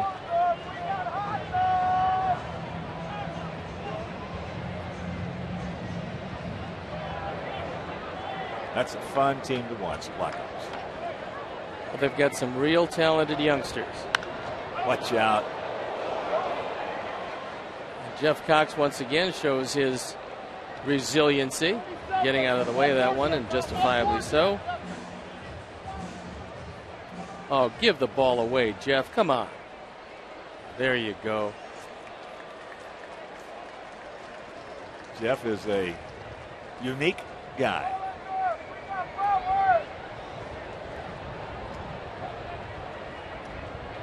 The 2-2. And that is just foul. Yeah, there is a unique guy wearing that number 8 right there. Every team we run into, he knows every one of the coaches, all the managers, people working in the clubhouses, and just about everything else. He's a baseball lifer, and I don't think he's ever met a stranger. Not for long. Watch out. And, of course, he is just a fan favorite at Sox Fest. He's a funny guy. Yes, he is. In fact, you can ask him one question and be there for the rest of the week.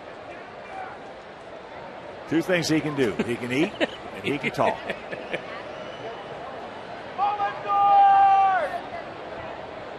Payoff pitch. Ball 4 base hit, Paulie. That ball hit high and deep into left center field. Stretch. McLeod back on the track now. Settles in. Right in front of Ted Lyons. Makes the catch. He just missed it.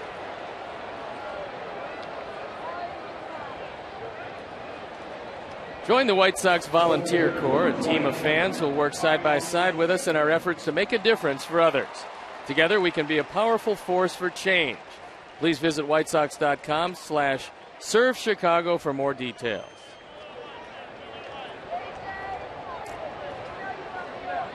Here's Carlos. He is 0 for 2. Last time up, he just missed one. He got a hanger from Ohlendorf and just underneath it.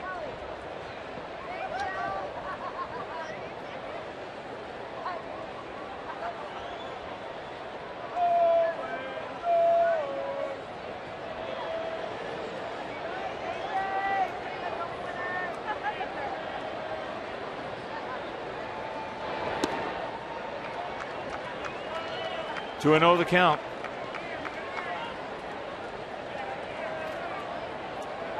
Mark Burley going for his 7th victory tomorrow against just one defeat. And he'll be opposed by Jeff Karstens.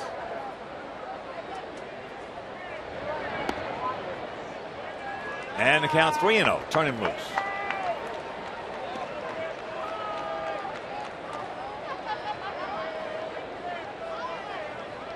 Pierzynski on deck.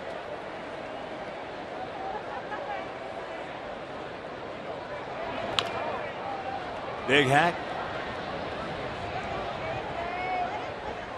And Hawk, with Kenny Williams trying to make that big trade for Jake Peavy with San Diego, and some of the teams starting to fall back a bit, do you see it loosening up as far as the trade market is concerned here in the next couple of weeks, or are they going to wait a little longer? I think as soon as, with some clubs, as soon as they can get rid of some payroll, they're going to dump it as soon as they can. Now there's a ground ball left side. Nice. I tell you, I like this guy. First time I've seen Andy LaRoche, he looks like he can play a little bit. Some great hands at third. We'll go to the 7th. 3-0 good guys.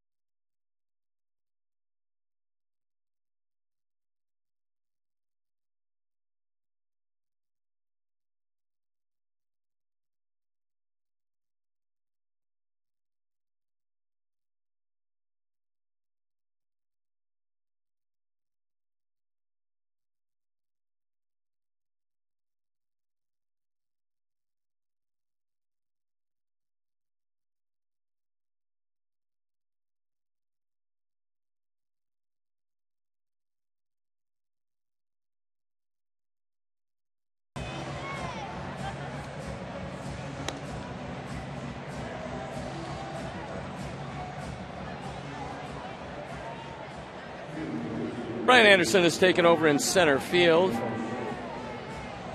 Scott Posednik has shifted to left. And Octavio Dotel comes in at 1-1. His ERA a scant 0.66, on for the 17th time. Opponents not doing much, hitting 170 against him. And he takes over for Clayton Richard, who was brilliant. Andy LaRoche takes first ball, fastball up and in.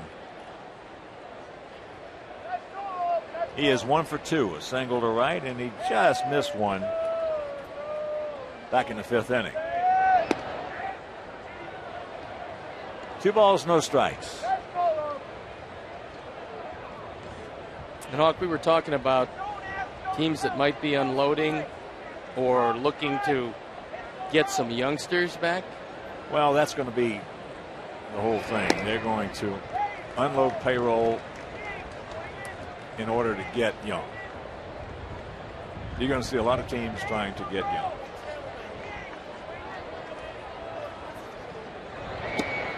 I guess the difficult part for any general manager is here we are, we're still not through May, and with the exception of a couple of teams, Washington, for one, is not going to do anything this year.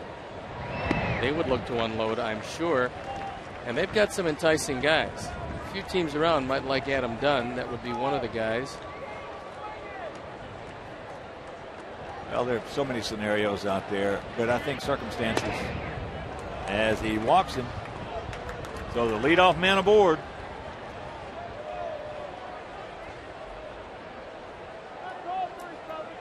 It's been a situation in baseball that has changed a little bit because of Bud Selig, the job he's done as commissioner. But when Bud first came in, it was a situation that was really not that good because of the fact that if you had the bottom tier of teams, you had the top tier of teams, but the biggest majority of the rank and file teams were in the middle. Well, you also could be eliminated sometimes. Right now, you were eliminated if the team ran away from it because there was no wild card. But he brought that in. But as I was saying, like pre-Bud, so to speak. So the teams in the middle, if they tried to compete, they were probably going, the majority of them probably going to lose a ton of money because there weren't many teams making money when Bud first came in. Now everybody makes money. And as I said earlier, there have been 9 commissioners in this game, and I've been through 7 of them. And without question, Bud has been, without a doubt, the greatest commissioner this game has had in the last 7. I don't know about you don't know about Mountain Landis? No, well, the thing that he did was bring back credibility to the game after the Black Sox scandal, and for that, he's always going to be known.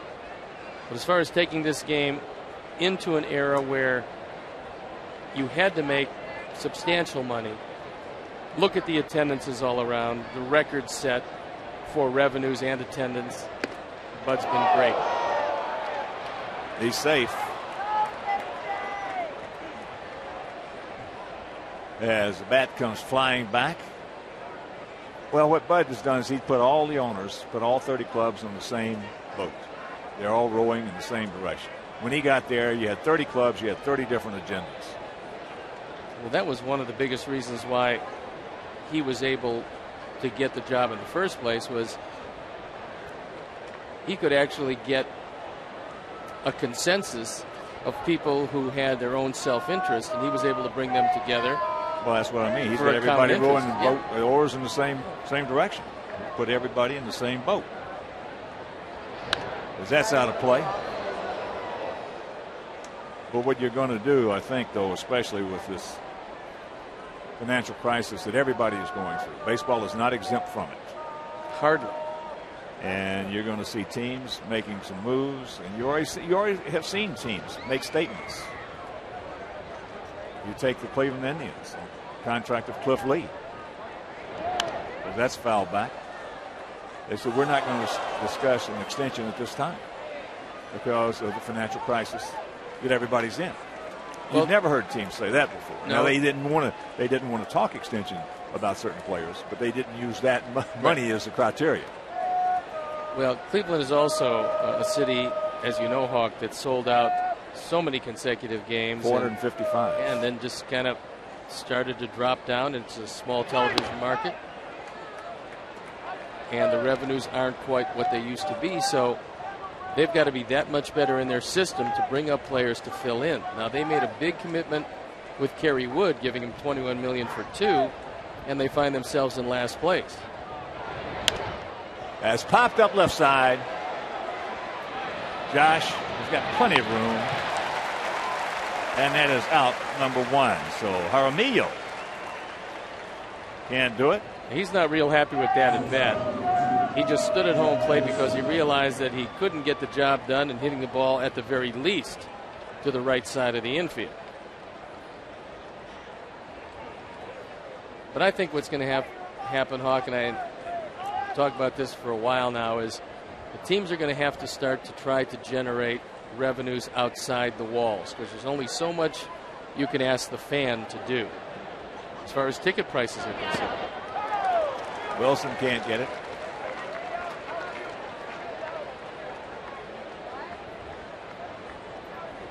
Well, the biggest thing we've got going for us is that this is the greatest game. That's the biggest thing we got going for us. And it's played during the summer. You got 162 games, and there are just so many great baseball fans out there. Well, what I always in the past, Steve. Again, this is in the past. One of the two industries that have come to the fore in times of national financial crisis has been baseball. One of the industries has been baseball. Well, it's a great diversion for people, number one. And number two, it was always accessible to a family to bring their children to the game and be able to afford it. Now, quite obviously, that's changing somewhat as salaries go up and revenues do go up, but maybe not quite keeping pace with the salary structure. That's foul back. 2-2. But I believe that one of the reasons why the game is as great as it is, and one of the reasons why it has drawn so many people to it, is that you don't have to be a giant to excel at this game. And this is one of the few games where you can have an MVP the size of Dustin Pedroia. All sizes and shapes. Well, that's foul back. So the count hangs at 2-2 with one out here in the top of the seventh. They come in all sizes and shapes. Always have and always will. I mean, that's what makes it a great game, is that you play it growing up. It's a real difficult game to play, but you don't have to be a giant to excel.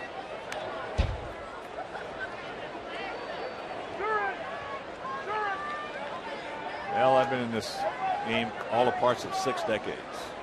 And come next year, it'll be 7. Started out 1959. And I love this game more today than I did when I was a player. I think you appreciate it more the longer you are away from the field. No question. And that's foul back.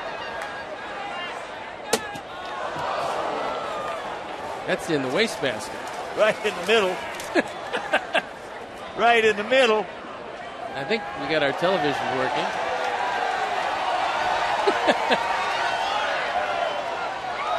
You make some fans very happy. I don't know. I missed our monitors. And that's playable. So the lengthy at bat right there by Jack Wilson. Dotel is going to win for out number 2. Now, I was talking with a dear friend of mine today, and he asked me, he says, Hawk, he says, you could retire. He says, he said, I told him, I said, I want to die right in the seat. Well, first of all, I got nothing to say about it. When you marry a Greek, that ends that conversation. That conversation's over. You got to talk to Eris. Anyway, Dotel will depart, and we'll be back.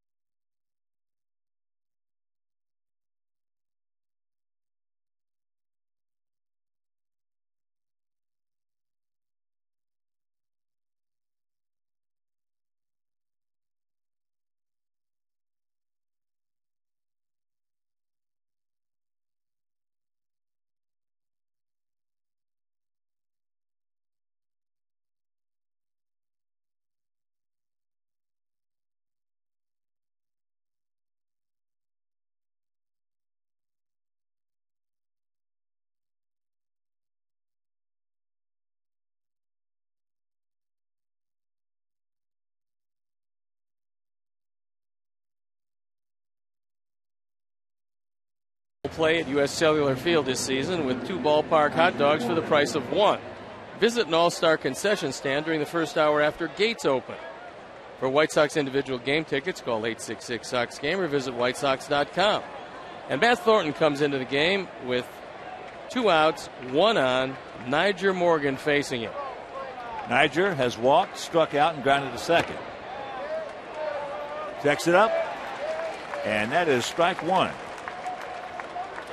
0-1 to count. Outfield, they're shortened up, swung around to the left.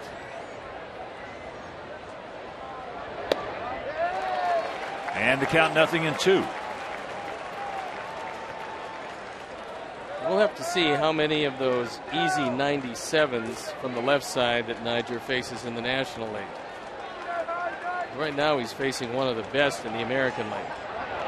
He gone. That didn't take long. 7th inning stretch. 3-0 Sox.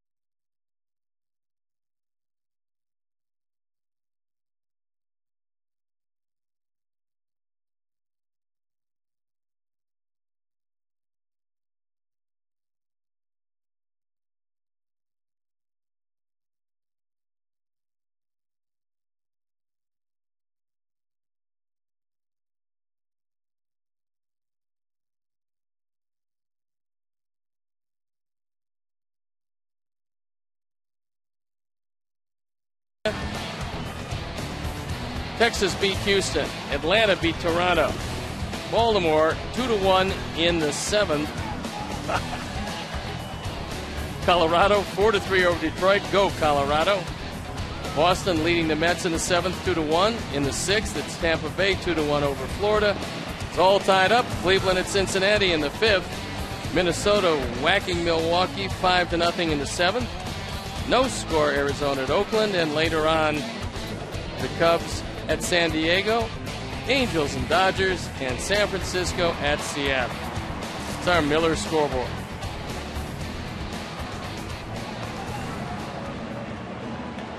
Bottom of the 7th inning, 3-4-0 for our guys, 0-4-1 for their guys. It'll be Pierzynski, Fields, and Getz. Lower third of our order. AJ is 1 for 2. He doubled deep into center field back in the 3rd inning. That was leading off, and we couldn't get him around.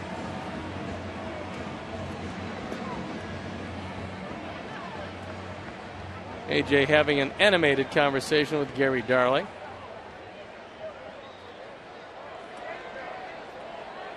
So the big right-hander, Ross Ohlendorf, 6'4", 235 pounds. First ball Hunting pops it up. Jack Wilson. 1 pitch, 1 out.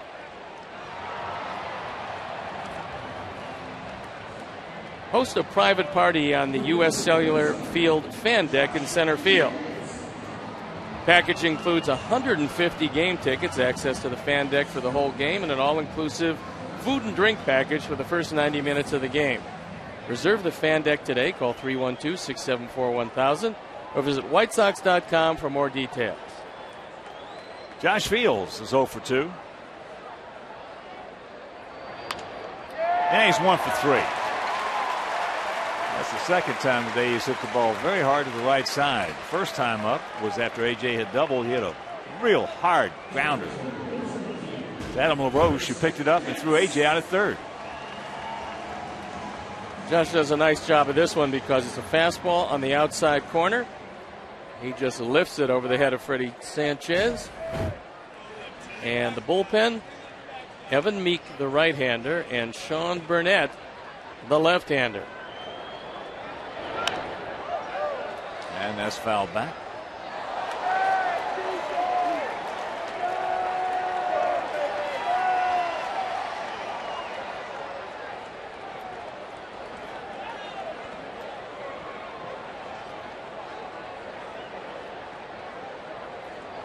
There goes Josh on a hit and run. That pitch is fouled back. So the count 0-2 to Chris. Chris is 1 for 2.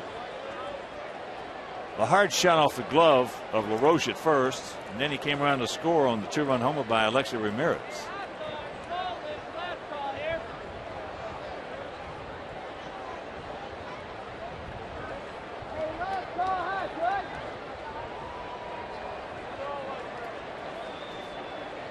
Ohlendorf very, very deliberate. Which there's nothing wrong with that. For some guys, they need to have that routine where it's da da da da da da da da. I think Joe Kerrigan has really changed Ohlendorf for the better because he was struggling. He was using all of his pitches, trying to get everything established early in the game, and now it's just not like that. I mean, he's thrown a good sinker. It used to be he'd throw his four-seamer, it would be 95, and it would be straight, and that's what the hitters would jump on. But Joe's got him thinking two-seamer, hit your spots, sink the ball, and then your curveball is going to look a whole lot better. And there's a look at Joe, former teammate of mine with the Orioles. Mayo setting up inside. Apparently, Ohlendorf believes that it's Ricky Henderson at first base. It's a lot like Josh Fields to me, and he's not that fast.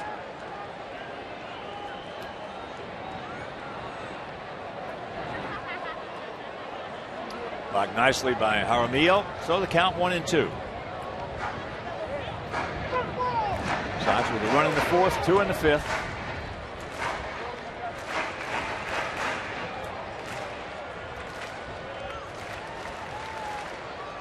And there's Scotty Pods on deck. Just a short lead by Josh. Another nice block by the Bucco catcher. Jaramillo's done a nice job behind the plate in this series. First 2 games I've seen him play, and I'll tell you what, he looks like a pretty good catcher. He was a guy that was going to win the backup job because of his defense. And he's actually hit the ball a little bit better than they thought he was going to. A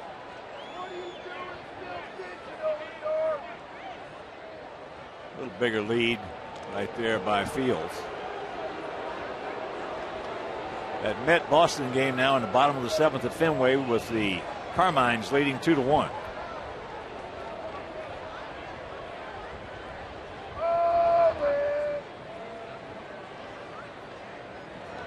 And he moves to the outside. There goes Josh. There's a strike him out. And a throw him out. So that'll do it. We'll go to the 8th. It is still 3-0 Good Guys.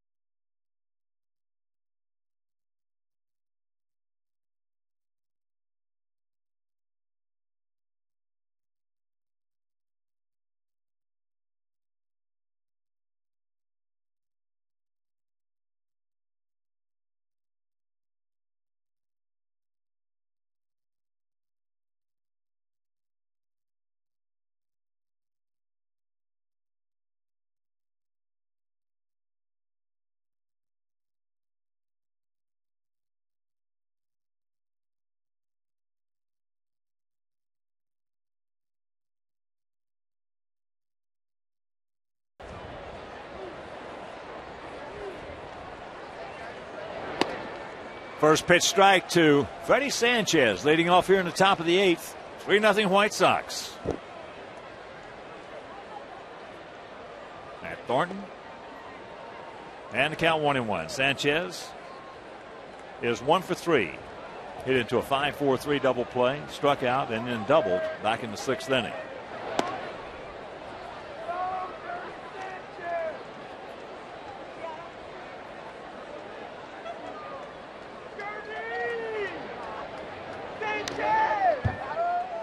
And the count 2-2.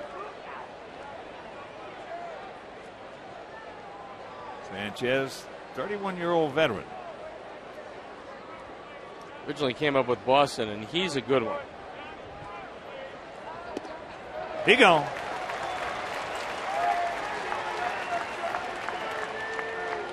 If you can't catch your White Sox on WGN, you can always catch a game on your computer with MLB.tv. It's the ultimate baseball experience, featuring 100 out-of-market games per week, live on your computer. Catch those you missed on demand. For more details, visit WhiteSox.com, where baseball is always on. Here's first pitch strike to Nate McLouth, who has grounded to second, struck out, and gone out to left.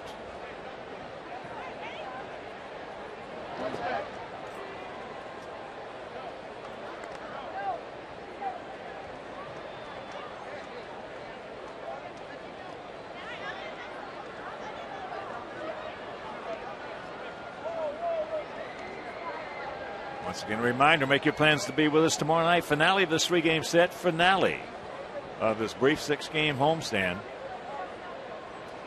Mark Burley on the bump. It's fouled back. And he'll be opposed by Jeff Karstens. Can't make it to the ballpark. That game will be over Comcast Sportsnet.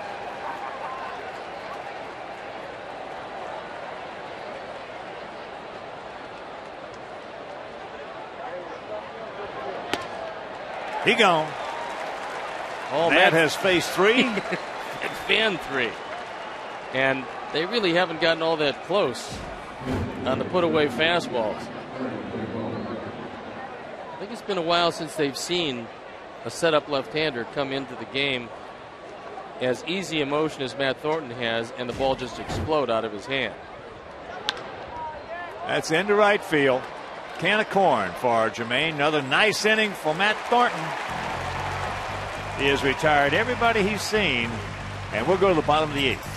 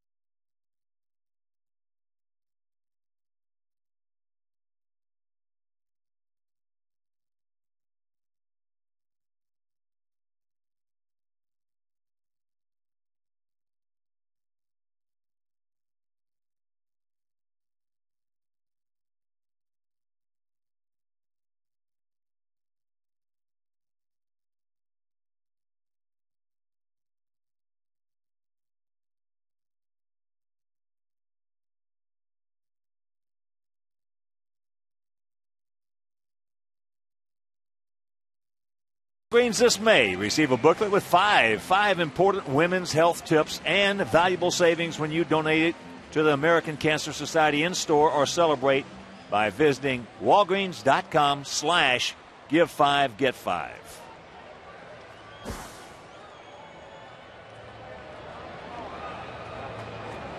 Scott Posednik, Alexi Ramirez, and Jermaine Dye here in the bottom of the 8th inning. Top 3 in our order. Now time is called.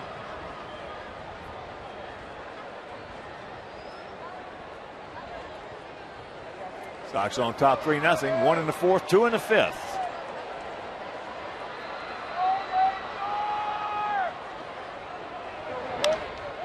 First ball hunting in the air. Morgan, 1 pitch, 1 out. Provide your guests with the ultimate baseball experience in the Jim Beam Club. His all-inclusive premium seating area located behind home plate features a Levy Catering pregame buffet, open bar, in-seat food and beverage menu, plus premium reserve parking and much more.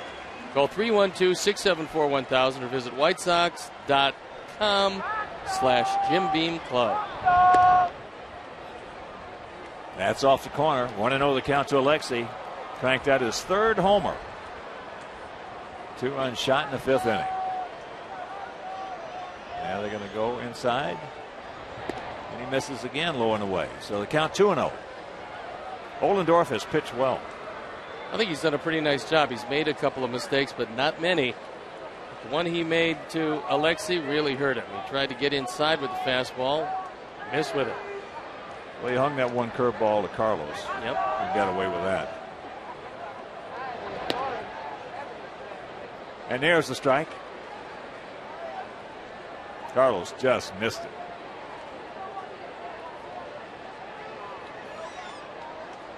It's nice to see him back in the lineup, and when you miss 5 games or so, it takes a while to get your rhythm back. Wilson.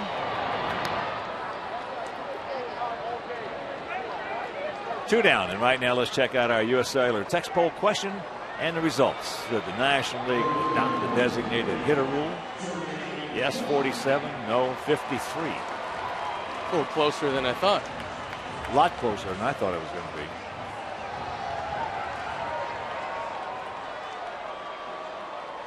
Jermaine. Jermaine is 0 for 3 with a run scored.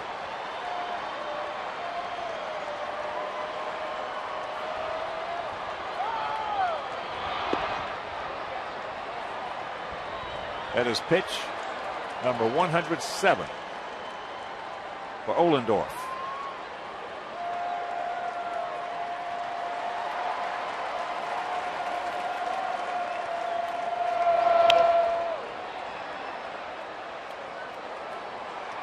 The ball hit hard down the line, but well foul.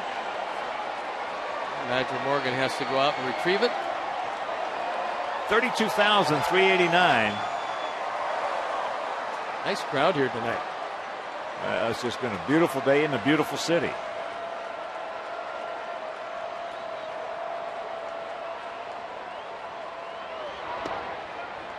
And the count 2-1.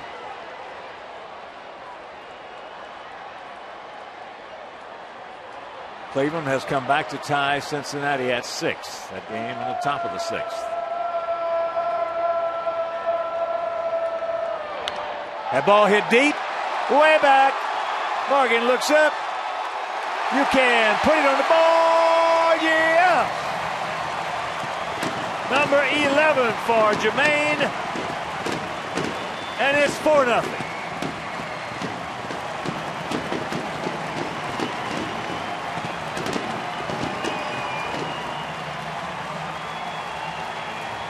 This one up in the zone, and Jermaine took advantage of it and took it way out. Nigel Morgan took a couple of steps, looked up again, and just admired the drive off the bat of Jermaine Dye. And here's Jim Thome.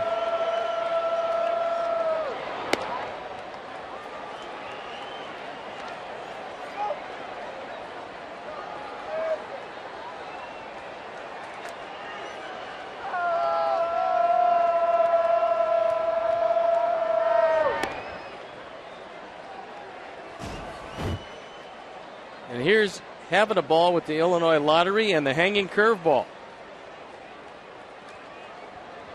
And the fans do have this ball.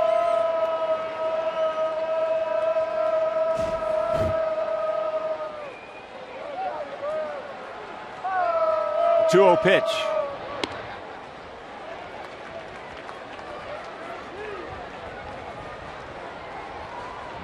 Four, 6-0 for our Sox. 0-4-1 for their Pirates. That takes this out of a save situation.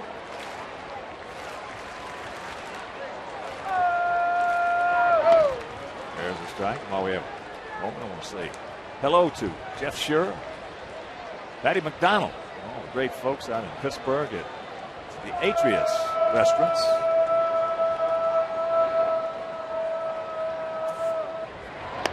And there's ball 4. Just a second walk issued by Ohlendorf, and that's going to be all for the 26-year-old right-hander. That walk was special. That should be enough for the picks to click, wouldn't you think? Probably not, huh? You can lobby all you want. You can sit there. We'll be back.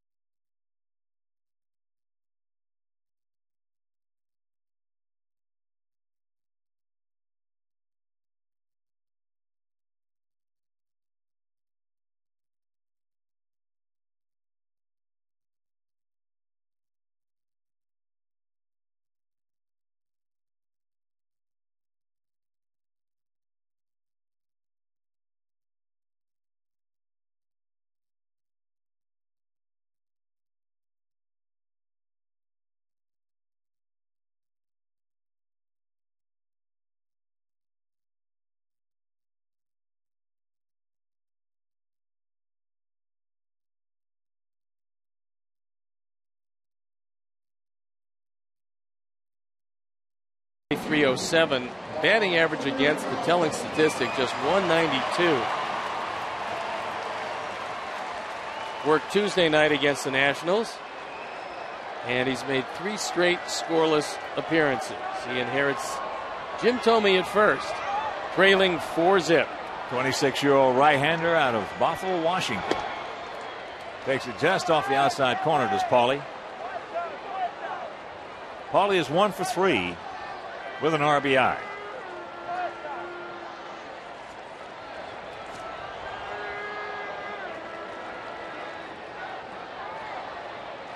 LeBoche playing behind Thome. Well, that's what Jaramillo was trying to tell Meek. Trying to tell him to step off the mound so we could tell him that don't throw to first base. There's nobody there. That's high in the left field. And that'll do it, but the home run by Jermaine Dye will go to the ninth leading 4-0.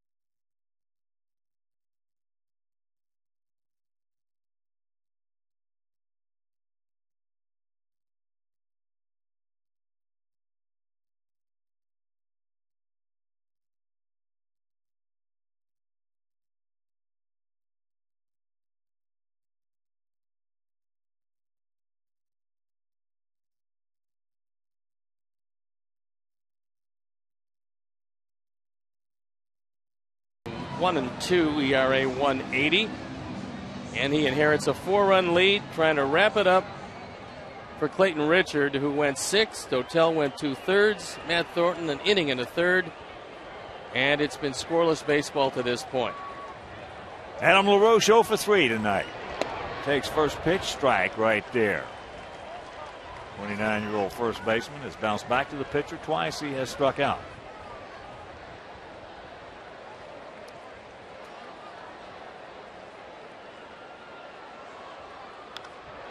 And the count 0-2.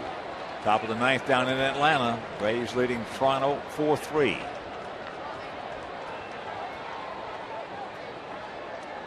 Rockies leading the Tigers 4-3.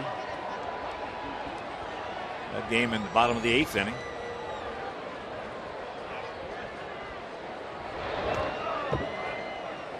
One and two the count.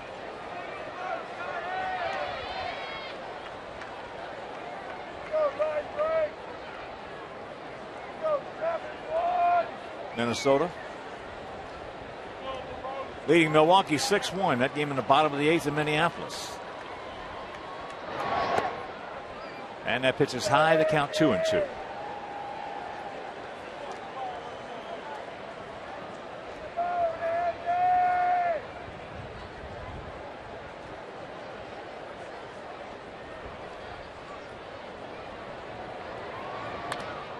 Big rip by LaRoche.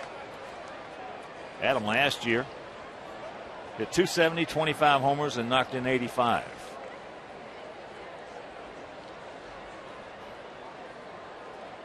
Well, he'll get hot over a couple-week period and hit 4 or 5 home runs. And all of a sudden, he'll be dormant for a while, and that's what his year is usually like. Very hot streaks followed by very cold streaks. He gone.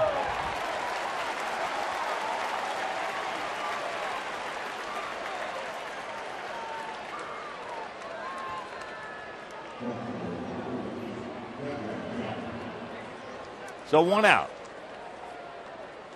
And that'll bring up Delwyn Young, who has walked, struck out, and grounded to third. Just tuning in, Clayton Richard was outstanding once again. 6 innings, no runs, 4 hits, 3 walks, 8 strikeouts. That's a new career high for him. I thought once again he had just about everything he needed, only today he threw a few more straight changes, but he had an overpowering fastball at times. And what I liked, Hawk, was that he was elevating it by design. I mean, he would pitch down and AJ would call for a high fastball, and he threw it by a whole lot of their left-handers just by throwing it face high. Well, he can touch 94. Yeah. We've seen him do that. High pop up. Josh. 2 down.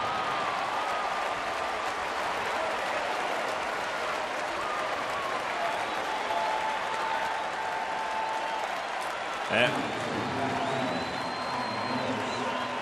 it'll bring up Andy LaRoche. He's 1 for 2 with a walk and a stolen base. And the 32,389, most of them come to their feet. First pitch strike for the 25-year-old youngster. It says, Stevie, this guy looks like a player. Well, I think he's got terrific hands. I know defensively he can do it at third. He does have a lot of power. The question is, how patient will they be with him at third?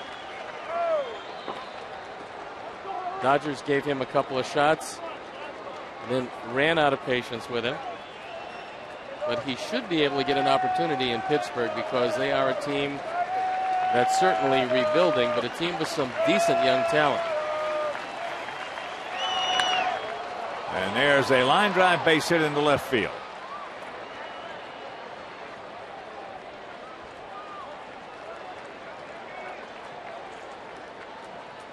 He got a good top hand. He's 2 for 3 tonight, and Linebrink gets that fastball inside. The Southwest RoboCam will take a look at Andy LaRoche. Hit that ball awfully hard. So here is Jaramillo.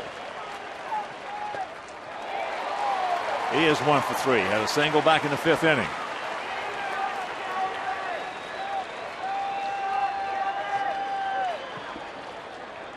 Moss.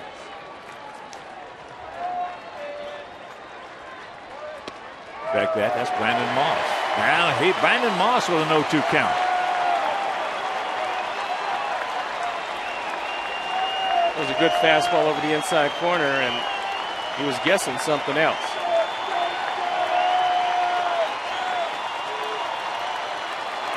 There goes the runner. Pitch foul back.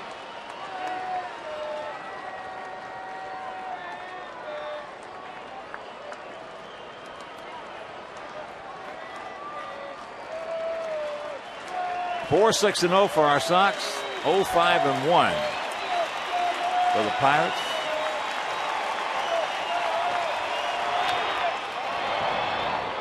Just got a piece of it.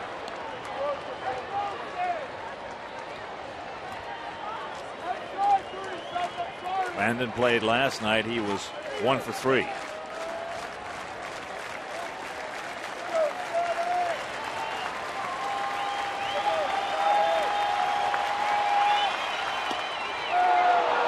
Close. A little high. And the count 1-2. The umpires in the stands wanted this one. But Gary Darling said it was letter high and up and out of the zone. He gone.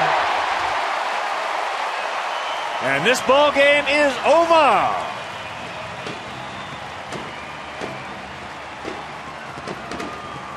So the Sox make it 4 out of 5